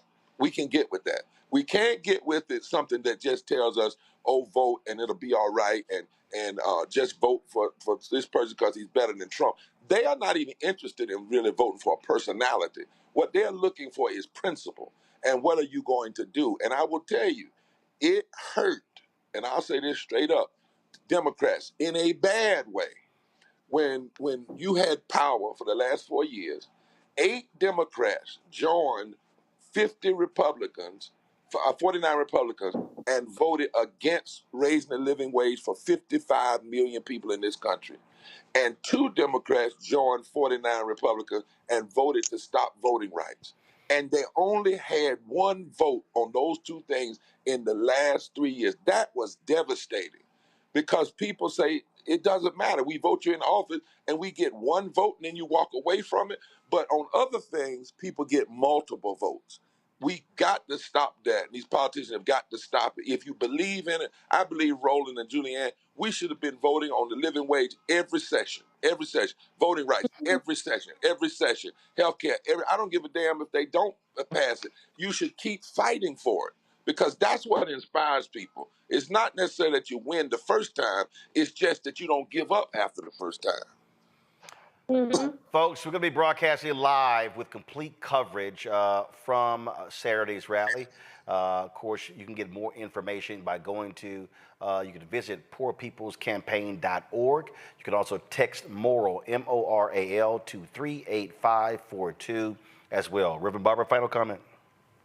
Well, if you got a little piece of change, go to Repairs of the Breach. Repairs of the Breach is holding and mobilizing and organizing for this battle. And you can, give us a little something to breachrepairs.org to help us out. This is not without finances. But what we're doing is we're calling folk together. It doesn't cost you a dime to come. We want folk to be engaged, and we're serious about building a movement. And Roland, I want to thank you especially because I texted you, I think, earlier, that, I thought we might get, maybe 100 buses, and we're way up there now. I'm getting messages coming in. In fact, I've gotten calls with several states just said, we're not doing buses, we're going to take the plane, 2 planes. They paid for 2 planes, like a couple of planes, and just put people on there. And so we're moving, we're growing, and we intend to see this all the way through. All right, then. Well, we will be there, have been supportive of day one. And again, you're doing it the right way, and that is, again, organizing and mobilizing the people to use their power. Reverend Barber, we appreciate it. Thanks a lot. Thank you, Doc. All right, folks, going to a break. We'll be right back on Roland Martin Unfiltered. Support us in what we do, folks. Be sure to join our Bring the Funk fan club. Send your check and money order to P.O. Box 57196, Washington, D.C. 20037-0196. Cash App is $RM Unfiltered. PayPal R Martin Unfiltered. Venmo is RM Unfiltered. Zelle, Roland at RolandSMartin.com. Roland at RolandMartinUnfiltered.com. If you supported us during the show, Cash App, PayPal, Venmo, Zelle, I will definitely give you a shout out live on the air. We'll be right back. Hello, my brothers and sisters. This is Bishop William J. Barber II, co-chair of the Poor People's Campaign, a national call for moral revival, and president of Repairs of the Breach. And I'm calling on you to get everybody you know to join us on Saturday, June 29th at 10 o'clock a.m. in Washington, D.C. on Pennsylvania and 3rd for the mass Poor People's Low-Wage Workers Assembly and Moral March on Washington and to the polls, and the post effort to reach 15 million poor and low-wage infrequent voters who, if they vote, can change the outcome of our politics in this country. Our goal is to center the desires and the political policy agenda of poor and low-wage persons, along with moral religious leaders and advocates. Too often, poor and low-wage people are not talked about, even though in this country today, there are 135 million poor and low-wage persons. There's not a state in this country now where poor and low-wage persons do not make up at least 30% of the electorate. It is time that the issues of poor and low-wage people be at the center of our politics. Living wages, health care, things that matter in the everyday lives. We will no longer allow poverty to be the 4th leading cause of death in this country. We must let our voices be heard. Join us. Go to our website, www.poorpeoplescampaign.org. RSVP. Get others to come. Get a bus. Get a van. Get on the train. Come and let our voices be heard and our votes be felt. Lift from the bottom so that everybody rises.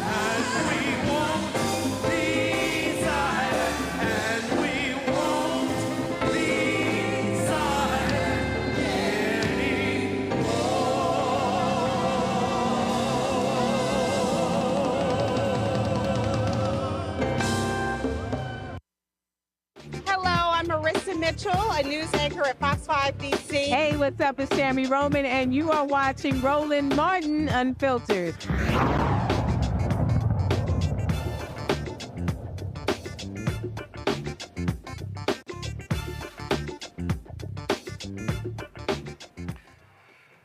right, folks. Now, we make it perfectly clear how trifling Donald Trump is. And you've got these folks out here giving excuses. I came across this clip of a New York pastor who just laid it out, speaking in Abyssinian Baptist Church. Here's Reverend Dr. Kevin Johnson. He broke it down. If Pentecost is inevitable for the Christian church, then what needs to happen for Pentecost to come? What are the conditions that God is looking for? What are the circumstances that God requires before sending the Holy Spirit on Pentecost?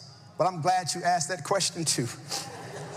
You see, the book of Acts tells us that God is looking for two things.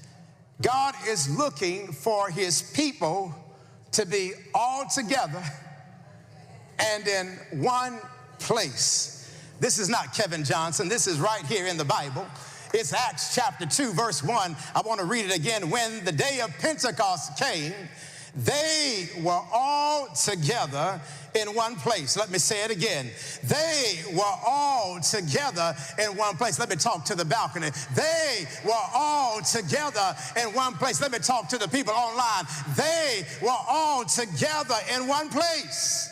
You see, Pentecost will never come if the church is divided. Pentecost will never come if the church is fragmented. Pentecost will never come if the church is disjointed, splintered and fractured and torn apart and not unified and not together and not rowing in the same direction and not worshiping on one accord, not praying for one another, not serving with one purpose, not moving as one body, not loving as one family, and not standing as one church. The Bible says when they all were together in one place. What is Luke saying? Luke is trying to get the readers of this book to see that the power of Pentecost is in the unity of the church. They were all together in one place. How do we expect, beloved, to beat a xenophobic, white nationalist, white supremacist, bona fide racist, known sexist, documented bigot, celebrated insurrectionist, election denier, wannabe politician, 4 times indicted, twice impeached, recognized sexual assaulter, convicted fraud perpetrator, 91 felon charges in 4 states, who doesn't give a, I'm sorry, I'm in church, a blankety blank about black people if the black church, and especially if this black church is not united and together in one place. Beloved, if we are going to advance our people, we've got to be what? Together. This is not a time for Abyssinia not to be united. This is not a time for the flagship church of America to be at odds. This is not a time for God's house to be disunited. This is not a time for the black church to abdicate its prophetic manual. We've got to be together. Don't you know, beloved, that since 2021, Republican-controlled state houses have passed a swarm of laws to restrict voting rights, increase penalties for public protests, impose new restrictions on transgender youth, and ban books and limit what teachers and college professors and employers can say about race and gender and sexual orientation. This is not the time for the church to not be united. While we're sitting up here doing other stuff, they're planning a 2025. This is not the time for the church to not be united.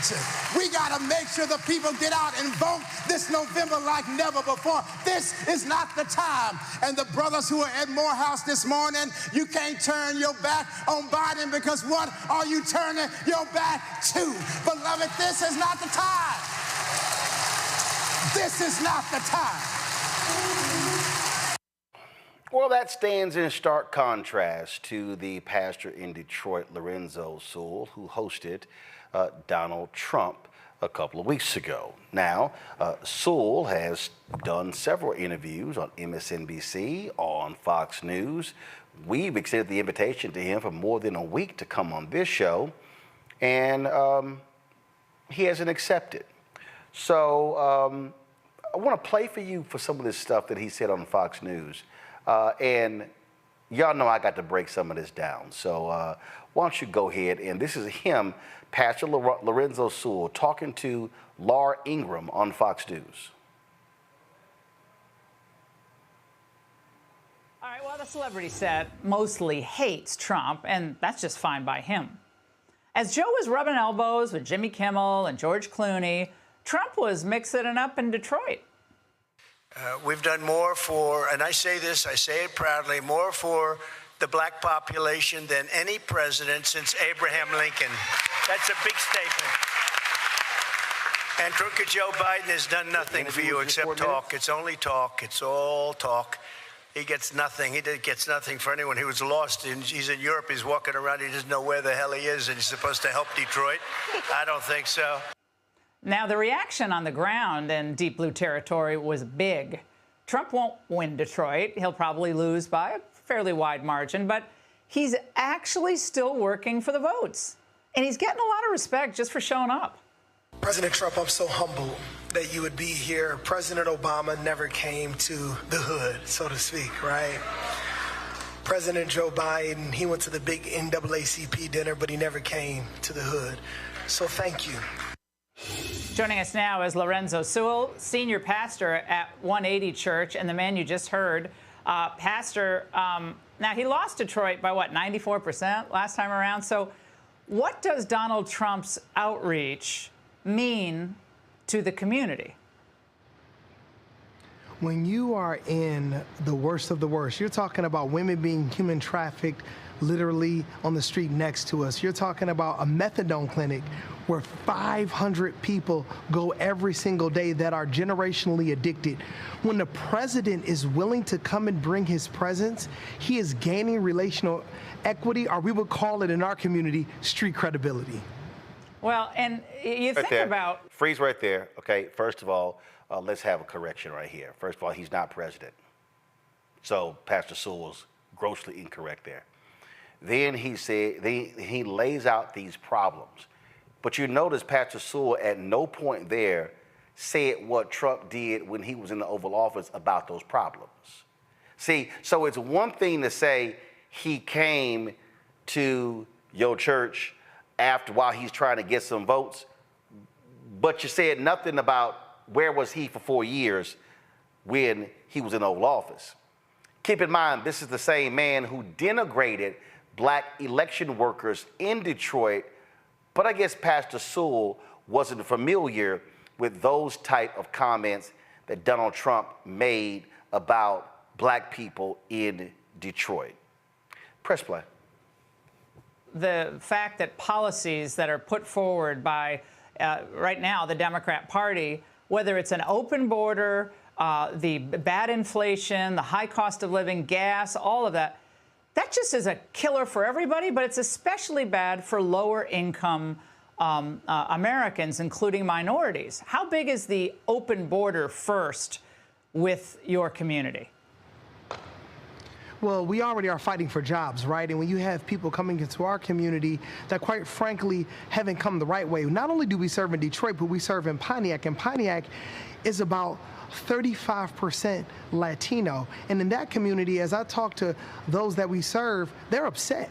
They're mad because they felt like they came to the country the right way, and there are people that are coming the wrong way. So there is an angst, and when President Trump came to our community, it shows that his presence, he's gaining our value, he's gaining our voices, and I believe he's going to gain our vote. Well, Stop right there. Stop right there. Stop right there. See, this right here is the sheer stupidity that Pastor Sewell is advancing. Oh, because Donald Trump dropped by, because he came to our community, that, oh, now all of a sudden that means that he's going to get our vote because he actually showed up. Did he show up for 4 years in the Oval Office? Did he do that? See, if you think that's all it requires for him to get your vote, you are what we call the least expensive Negro. That's what you're called. And so here, Sewell, again, going on Laura Ingraham, no facts, no policy, no nothing. And so he's just spouting this, oh yeah, oh, he's gonna get this, and oh, he just showed up so benevolent. Here's the other question she didn't ask. Pastor, where were all your members when he came there? Because the audience was nearly all white.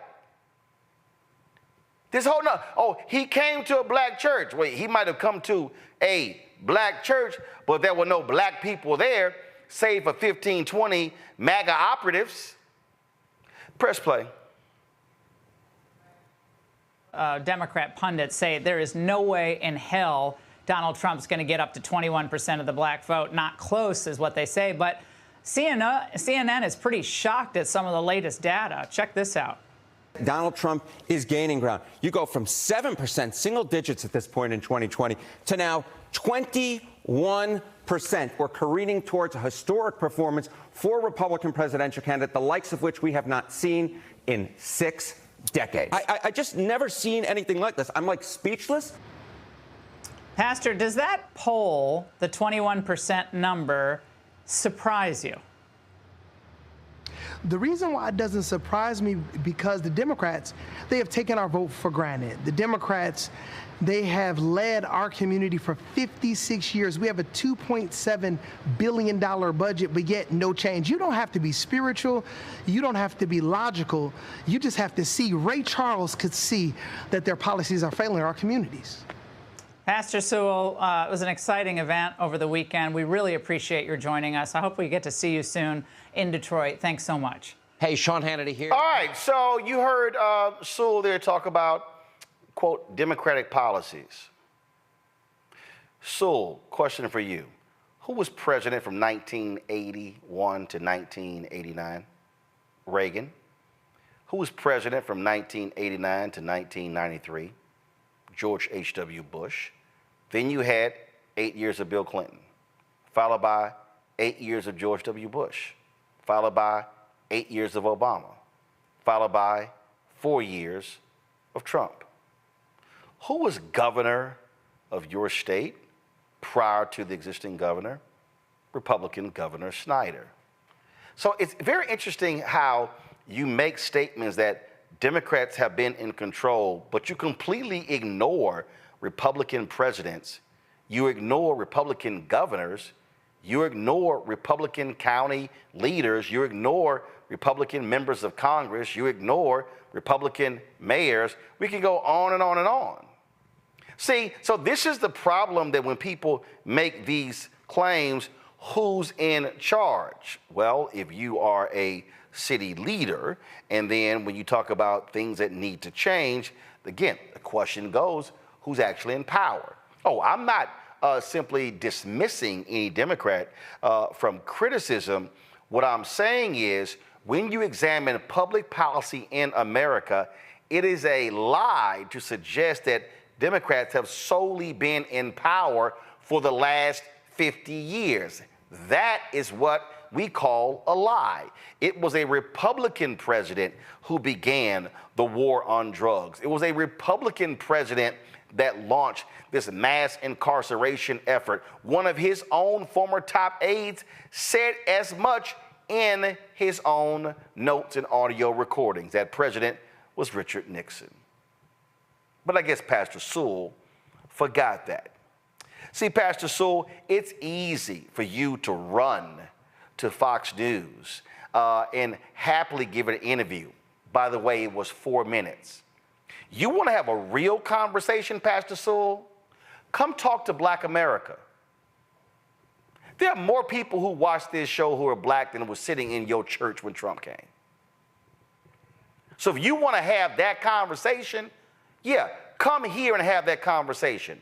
Come here and let's talk about the policies. Let's actually walk through what Trump did and did not do when he was sitting in the Oval Office. Because he didn't stop by your church when he was president. He didn't stop by Detroit and talk about the issues plaguing the community when he was sitting in the Oval Office, did he? Oh, but now all of a sudden, because he showed you some attention, flashed you a little leg, and now you just happy that he showed up. See, that's what we call weak. We call weak. And if you were so easily impressed by him showing up, well, shame on you. And again, if you are a so-called black preacher and you scared to come talk to black people, but you will gladly run the Fox News where not that many black folks watch at all, well, what does that say about you? And I know for a fact that you've heard from us because you've communicated with my producer. You've emailed. You said you were going to call her on Friday. That didn't happen. I know you've been communicating with others about this as well, and you haven't shown up. And then you say things like, oh, you're deciding to move differently. Really? We can tell. Julianne, your thoughts? You saw me just laughing because this brother is whack. That's the nicest way I can put it. This is whack. He's pimped his church, which he turned over to white people. As you said, you could look through the audience, see there was a little cadre right up in the front. But other than that, you pan the audience, and there are not that many black people. But that's not really the issue, Roland. The issue is that there's so many black people who are so disturbed. Let me use that word, disturbed, by the current political climate that they're willing to jump out the window, to not save themselves. In other words, all right, Biden ain't perfect. We all know that, and he old, and we know that. Trump old too, but nobody wants to talk about how old he is. Biden sometimes moves slowly. Trump thinks slowly. And whenever he thinks slowly, he throws these slogans out, which are ridiculous. Okay, so having said all that, anybody with good sense will want to keep the orange man out the White House, and the way to do that right now is to deal with Brother Biden. He ain't perfect. No one's perfect. He's doing his thing. This whole thing with this church Roland cracks me up. Who is this boy? I say boy, how old, so I get to do that. Who is this young man who turns his church over to a sociopath? And let me be real clear. I don't have a problem having a conversation at the church, but I do, first of all, disagree on Congo when you allow lies to be told. And Donald Trump lied multiple times. I got a problem when you do not correct those lies in the church. And I have a problem when the pastor prays for Trump and mentions how he was charged, not convicted, but then recites how much money he raised in response to the conviction. That's what you include in the prayer? Oh, okay. In the prayer, and that's the big part of it, right? That's why I'm so impressed with the other preacher who started, I think, Reverend Dr. Jones or something, who showed it in the first part, because this is what black churches have to do. Black churches have to return to the roots of resistance that got us to where we are right now. With this Reverend Sewell, I mean, it was night and day. The two clips that you showed. The first one was what it meant to actually be speaking at a black church to black people. The second one, this guy, he's the new Republican darling, and he just lies. And he just continues to lie with me. He's going to be booked more, and now he's going to be the new face until they don't need him anymore. And I don't know if he's smart enough to realize that, but that's just what's going to happen. He's going to be the latest pawn until after November, and then he's going to be gone. I wish that some of us in black media or somewhere, would roll up on his church. If he's not going to be responding to requests for interviews, someone's got to roll up on him and put the camera in his face and really expose him for the ignorance that he's espousing. I mean, lying about Obama never went to the hood. Obama went to prisons. Like, what are you talking? At least one prison. I mean, what are you talking about? And everything that Trump said that he was going to do, like you said, Roland, what happened? What was the record when you were there? And then, get up in your church, spew and hell this and all of this other type of stuff. We have to continue to call this out. The black people in Detroit got to continue to call this out. And the fact of the matter is, we have to, all of this thing about churches have to be apolitical and all of that, forget that, because none of these other churches are. You got these guys out here talking about, rapists will go free and condemning immigration and praising Trump. They are all taking political stances. And so the black church has to return to the roots of what it's been, get out of all of this stuff about the, prosperity gospel and all this other type of stuff, and get in the fight for our lives. We need more pastors like that first clip, and need to call out pastors who are fakes and frauds and phonies like Reverend Sewell. That's exactly what he is. Niambi?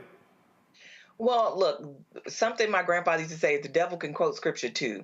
And this made me think about that, because when you have someone like a Trump coming to your church, and not all political candidates, but this political candidate in particular, what you're suggesting is that you endorse this person, not just them in terms of their politics, but also their personal acts. I mean, you have a man who is a convicted felon appearing in your pulpit to say lies, who, you don't even really hold to a standard. Just the fact that he is there is the gift. The fact that he is there shows that he cares about black people. When this is a man who called for the execution of black teenagers who were later found to be not guilty, and he sort of not acknowledged that, right? I mean, this is the same man who said there were good people on both sides in Charlottesville when Heather Heyer was killed by white supremacist nationalists that he brought in from the cold and made them feel like legitimate partners, and even saw some of those people get elected, right, on his coattails. So I don't give much weight here.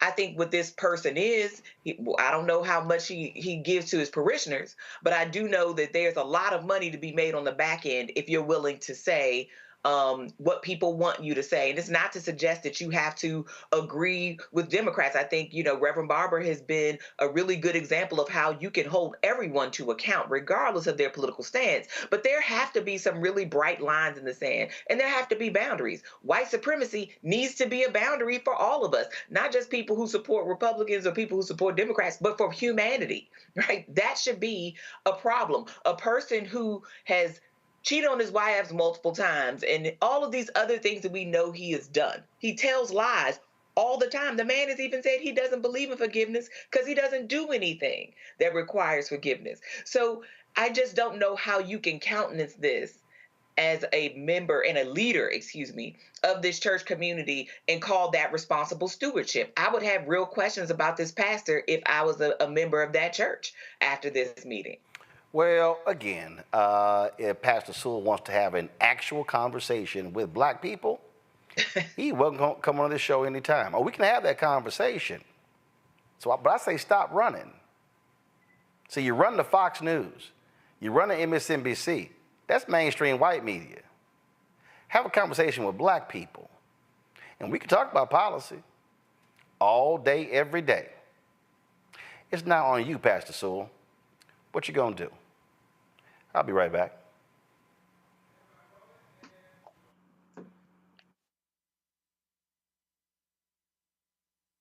Now streaming on the Black Star Network. It was my junior year at Georgetown, and Spike calls me and he says, Malcolm, what are you doing next year? So, graduating, He said, take a year off, work on Malcolm X. I said, okay. But first of all, for the folks who don't know, Spike is my cousin. Spike is my cousin. Just for the person watching, like, how the hell is Spike just gonna tell you that it's true? It's true.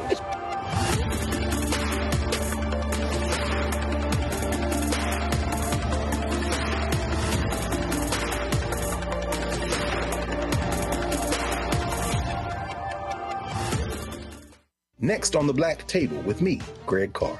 Dr. Gerald Horne, a man regarded by many as the most important historian of our time. He provides us a history lesson I'm betting you've never heard before. Texas enslavers who planned to continue the conflict even after Appomattox, even after the formal surrender of Robert E. Lee. Dr. Horne talks about his new book, The Counter-Revolution of 1836, Texas, Slavery, and Jim Crow, and the Roots of U.S. Fascism. You do not want to miss this conversation. Only on the Black Table, right here on the Black Star Network.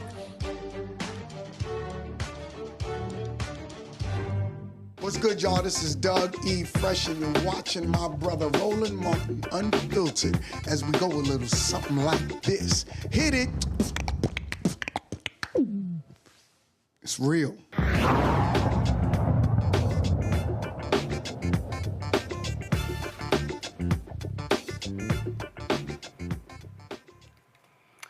See, this is when you know you're dealing with a fake person when it comes to Christianity. Now, Pastor Sewell sat there and talked about, how Trump, he came here and he prayed for him, and Trump talked about how great of a pastor he was. Why did Pastor Sewell ask him to expound on this? This was a question Republican pollster Frank Luntz asked Trump in 2015. And if you want to see a narcissist who straight up lies about being a Christian, watch this. You used the word Christian. Have you ever asked God for forgiveness? That's a tough question. I don't think in terms of, I'm a religious person. Shockingly, because people are so shocked when they find this out, I'm Protestant, I'm Presbyterian. And I go to church, and I love God, and I love my church. And Norman Vincent Peale, the great Norman Vincent Peale, was my pastor. The Power of Positive Thinking. Everybody's heard of Norman. He would give a sermon you never wanted to leave. Sometimes we have sermons, and every once in a while we think about leaving a little early, right, even though we're Christian. Dr. Norman Vincent Peale, Frank, would give a sermon. I'm telling you, I still remember his sermons. It was unbelievable. And what he would do is he'd bring real-life situations, modern-day... Stop. I still remember his sermons. Y'all, that fool can't name one sermon. He can't give you no title. He can't give you no context. Y'all know he lying. He's straight lying. Y'all want to hear more stupidity? Listen to this.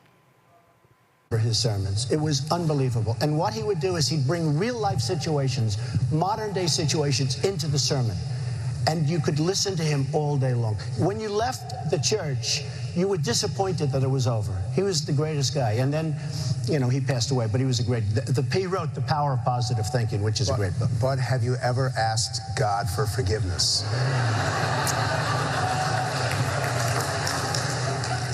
I'm not sure I have. I just go and try and do a better job from there. I don't think so.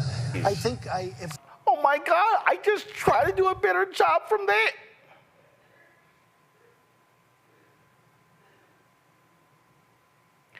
The man is a liar. Lightning should have struck his ass at that very moment. I got to play the rest of this stupidity, y'all. I'm not sure I have. I just go and try and do a better job from there. I don't think so. I think if I do something wrong, I think I just try and make it right. I don't bring God into that picture. I don't. Now, when I take... Please, hold on. I don't bring God into that picture. Oh, I'm a Christian. I'm a Pentecost. What do you say? Presbyterian. I don't bring God. Y'all see why that fool held the Bible upside down? Press play.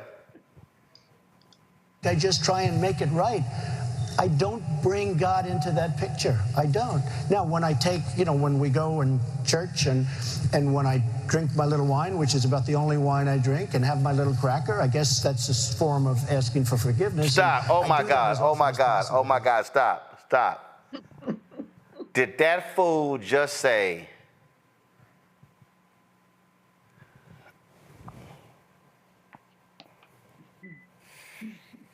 did that fool just say, having the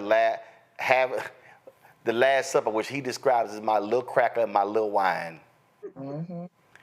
And then, y'all, he did the sign of the cross. Do y'all know any non-Catholics who do the sign of the cross? I don't know no non-Catholics who do the sign. Y'all press play. Which is about the only wine I drink, and have my little cracker. I guess that's a form of asking for forgiveness, and I do that as often as possible because I feel cleansed. Freeze right there. Oh my God. Okay, all right. I do that as often as possible because I feel cleansed. Anybody who goes to church knows how many times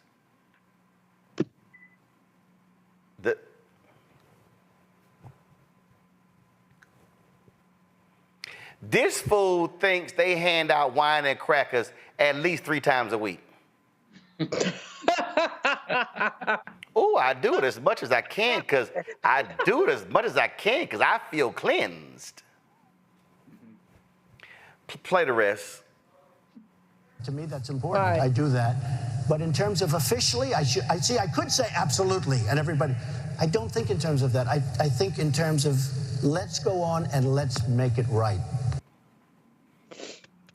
He has no idea what the hell Frank Luntz was asking him. Right. No idea. But you got to remember, this the same fool who was asked this question and listen to this answer. Okay. You mentioned the Bible. You've been talking about how it's your favorite book. And you said, I think last night in Iowa, some people are surprised that you say that. I'm wondering what 1 or 2 of your most favored Bible verses are and why. I wouldn't want to get into it because to me that's very personal. You know, when I talk about the Bible, it's very personal. So I don't want to get into verses. I don't want to get into. There's no verse that means a lot to you that you think about or cite? The Bible means a lot to me, but I don't want to get into specifics. Even to cite a verse that you like? No, I don't want to do that. You're an Old Testament guy or a New Testament guy? Probably equal. I think it's just an incredible, the whole Bible is an incredible, I joke very much so. They always hold up the Art of the Deal. I say my second favorite book of all time. But I just think the Bible is just something very special. Boy, come.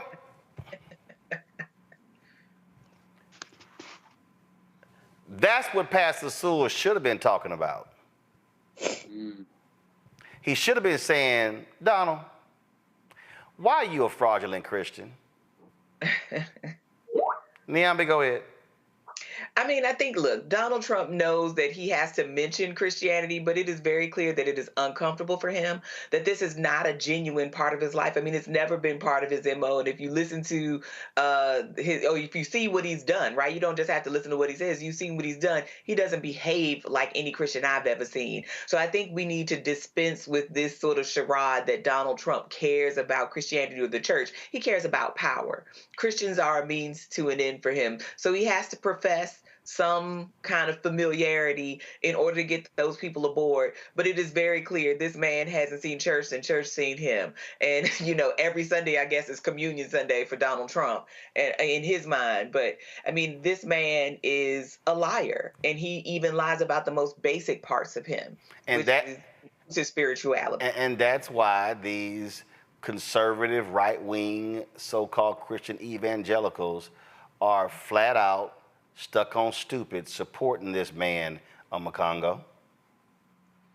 And I think they're supporting him at the end of the day because they simply see him as a tool and a vehicle to get the power that they want, to get the racist power that they want, to get the power over women that they want.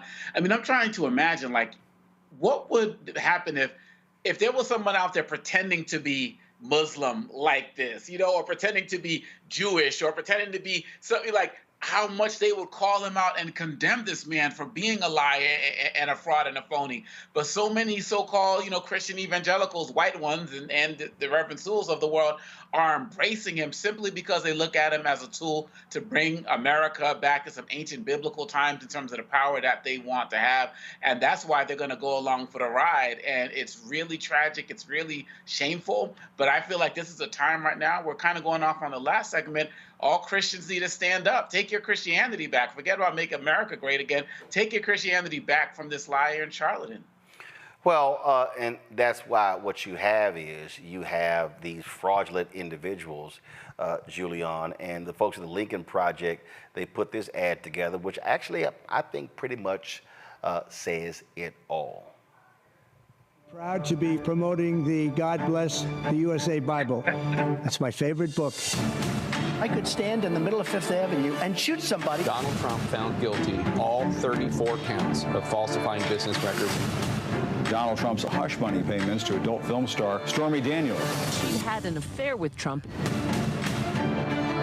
I am the chosen one. The Trump Organization frauded the state of New York. $354 million. I'm very greedy. We must make America pray again. How stupid are the people of the country to believe this crap? Don't get conned. Right on to the Lincoln Project. It's a great ad. It really summarizes everything that Cricket Man is about. But this is more than this, guys. We know that this man is not only a liar, he's a certified public liar. And it's gone on and on and on. I'm concerned about the mental health of the people who support him, even though they know how mucked up his stuff is. I'm concerned about the people who, no matter what the fact pattern is, embrace him. I'm really concerned about those people. Something wrong with them. And I'm concerned that we, Roland, you do, of course, an amazing job, and we always have a great panel to talk about these things. But the fact is that we can talk all we want. There's a hardcore set of Republicans who don't care. Like, he could shoot somebody on Fifth Avenue. He could have 34 felony convictions on his taxes. I mean, he could do all this, and they're okay with it. And that's my concern. Yeah. I don't know how we turn them around. Well, no, first of all, here's the deal. Here's one thing. We don't turn them around. We expose the lies. That's what we do. We expose them. And we also mock the fools who believe this fool is a Christian. I came across this video, and I just, there are a couple of clips in here that I had not, one I had not seen, but here's another 3 minutes of just laughter, and then we'll close this out. Watch this. The Bible. You talked about The Art of the Deal, great book. The Bible, even better. Why is that for you? Well, there's so many things, like, you take whatever you want to say. There's so many things that you can learn from it. Proverbs, the chapter, never bend to envy. I've had that thing all of my life where people are bending to envy. And they're just, it's an incredible book. So many things you can learn from the Bible, and you can lead your life. And I'm not just talking in terms of religion. I'm talking in terms of leading a life, even beyond a religion. There's so many brilliant things in the Bible, and I'm wondering what one or two of your most favored Bible verses are, and why. I wouldn't want to get into it, because to me that's very personal. When I talk about the Bible, it's very personal, so I don't want to get into verses. I don't want to get into. There's no verse that means a lot to you that you think about or cite? The Bible means a lot to me, but I don't want to get into specifics. Favorite authors? Well, I have a number of favorite authors. I think Tom Wolfe is excellent. Did you read Vanity of the Bonfires? I did not. It's a phenomenal book. What book are you reading now? Well, I'm reading Bonfire of the Vanities. I'm reading my own book again because I think it's so fantastic, Tom. Is there a favorite Bible verse or Bible story that has informed your thinking or your character through life, sir? Well, I think many. I mean, when we get into the Bible, I think many, so many. And people talk an eye for an eye. You can almost say that. That's not a particularly nice thing. But, if you look at what's happening to our country, I mean, when you see what's going on with our country, how people are taking advantage of us and how they scoff at us and laugh at us and they laugh at our face. And what's the best book you've read beside Art of the Deal? I really like Tom Wolfe's last book, and I think he's a great author. He's done a beautiful job. Which book? His current book. His current book. It's just out. Bonfire of the Vanities. Yes, and the man has done a very, very good job. And I really can't hear with this earphone, by the way. And I asked some of the folks, because I hear this is a major theme right here, but 2 Corinthians, right? 2 Corinthians 3:17, that's the whole ball game. Where the Spirit of the Lord, right? Where the Spirit of the Lord is, there is liberty. And here there is Liberty College, but Liberty University. But it is so true. When you think, and that's really, is that the one? Is that the one you like? I think that's the one. Even to cite a verse. Oh my God! Oh my God! The Bible. Is that the one you like? He told his people, go to the Bible, go to the back and look up liberty, and just find me something that mentions liberty. This is a plumb idiot. You are? And what I need people to understand, Omakongo, is that any of these white right-wing pastors, the crazy antics of Paula White and all of them, they are all frauds. They are Ed Young in Houston, fraud. The dude in Gateway out of Texas, who inappropriate relationship with a young lady. No, the girl was 12 years old. Oh, hardcore right winger. Franklin Graham, all of it. These are the people who question the Christianity of Obama, but they cover for this satanic individual. Yeah, I remember a couple of weeks ago, you played this other pastor, white pastor, who was calling out all of these guys for celebrating Trump. He didn't use Trump's name, but he was like, this is not, the American gospel. This is, the Lord's gospel. It's bigger than nations. And all of these frauds need to be called out. They never lose their tax-exempt status, right? And they see this as a hustle as well. And so we need people in the pews to speak out. We need people who are in the communities to speak out, because nobody should feel comfortable with seeing their religion be twisted and utilized in this particular way. And they have made Christianity as central to this campaign as they have abortion, as they've had voting rights and everything else. It should not be as big an issue as it is, but these are people who have nothing else to grasp on. So they're going to grasp onto lies, and they're going to grasp on a purity test, even though they have somebody who violates every commandment that is there. He's a hypocrite. They're hypocrites. Once again, when will the real Christians stand up and take Christianity back from them? And this is also why, Niambi, we cannot allow these people to dare to preach morality and the word to any of us by following this piece of crap. Oh, absolutely. And I think we have to be more discerning. Everyone who has a Bible, has a church, or even a following doesn't make them right, doesn't make them a good person. This is where our common sense has to come into play, right? I mean, my mom used to say, you could get a Bible and you can lead people anywhere. In some places, they're leading you are to ruin, because if you can countenance a person who will lie, again, about anything, things that are easily figure outable, things that are Googleable, right? Like, a person that will lie like that is very scary.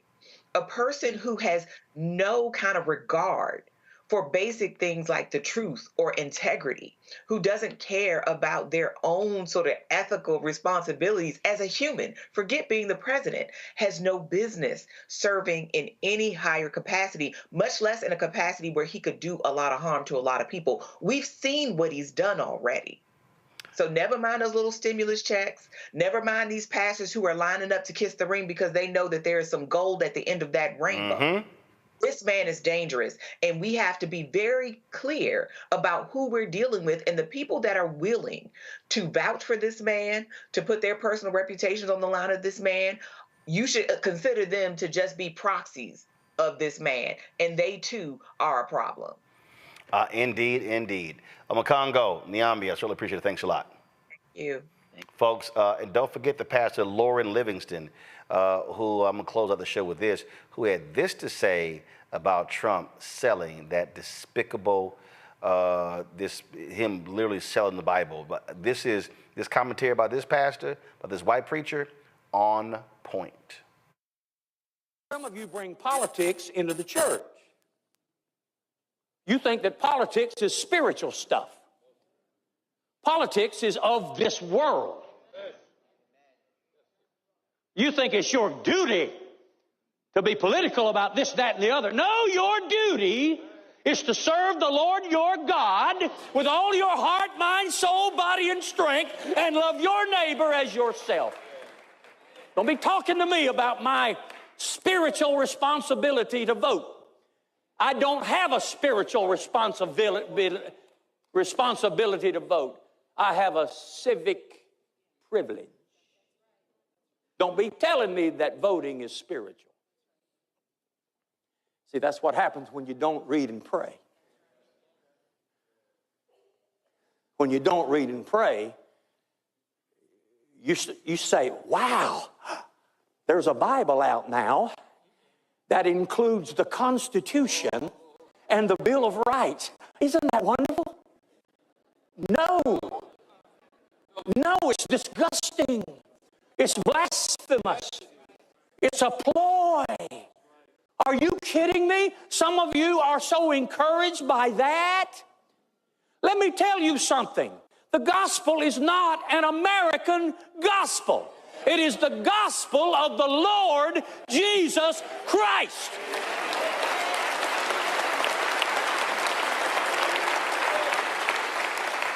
But Pastor, I bought the Bible. Really? You're telling me that you're encouraged because someone took a government, U.S. Constitution, a document that says we are of the people, by the people, and for the people, the people, the people, the people.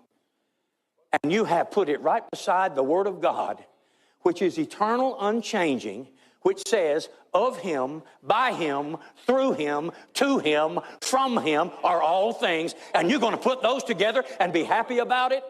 God forbid. Now, you can get mad if you want to, but I'm going to tell you something. If you glory in that kind of thing, you don't have a prayer life. If you glory in that kind of mess, political mess, you do not know what the Word of God says. I'm going to rear back and tell you something. This is not my home. This world is not my home. I've been sent out just like the 70 were sent out. You've been put here and sent out just like the 70 were sent out. We've been put here as strangers and pilgrims, and we are passing through. I am just walking through. I'm just renting an apartment for a little while in this strange and foreign land. No, sir. Again, don't allow these charlatans to play the games and think that they can tell us about Scripture, tell us about the Bible, when they are supporting a despicable individual, an insurrectionist, a narcissist, a liar, a thief, all of that. That's who Donald Trump is. And we're going to keep saying that until Election Day. Folks, that's it for us. Don't forget, support us in what we do. Join the Bring the Funk fan club. Send your check and money order to P.O. Box 57196, Washington, D.C., 20037-0196. YouTube, folks, what are y'all doing? Y'all got 100, we're 100 away from 1,000 likes. Hurry up. Hit the doggone like button. Y'all commenting left and right, but you're not hitting the like button. Cash App, $RM Unfiltered, PayPal, R Martin Unfiltered, Venmo is RM Unfiltered, Zelle, Roland at RolandSMartin.com, Roland at RolandMartinUnfiltered.com. Download the Black Star Network app, Apple phone, Android phone, Apple TV, Android TV, Roku, Amazon Fire TV, Xbox One, Samsung Smart TV. Be sure to get a copy of my book, White Fear, How the Browning of America is Making White Folks Lose Their Minds, available bookstores nationwide. You can get it at Ben Bella Books, Amazon, Barnes & Noble, IndieBound, Bookshop, Chapters, Books A Million, Target. You can get the audio version on Audible. Folks, that's it. I'll see y'all tomorrow right here, Roland Martin Unfiltered, on the Black Star Network. Holla! Black Star Network is here. Oh, no punches! I'm real revolutionary right now. Thank you for being the voice of Black America. All momentum we have now, we have to keep this going. The video looks phenomenal. See, there's a difference between Black Star Network and black-owned media and something like CNN. You can't be black-owned media and be scared. It's time to be smart. Bring your eyeballs home. You dig?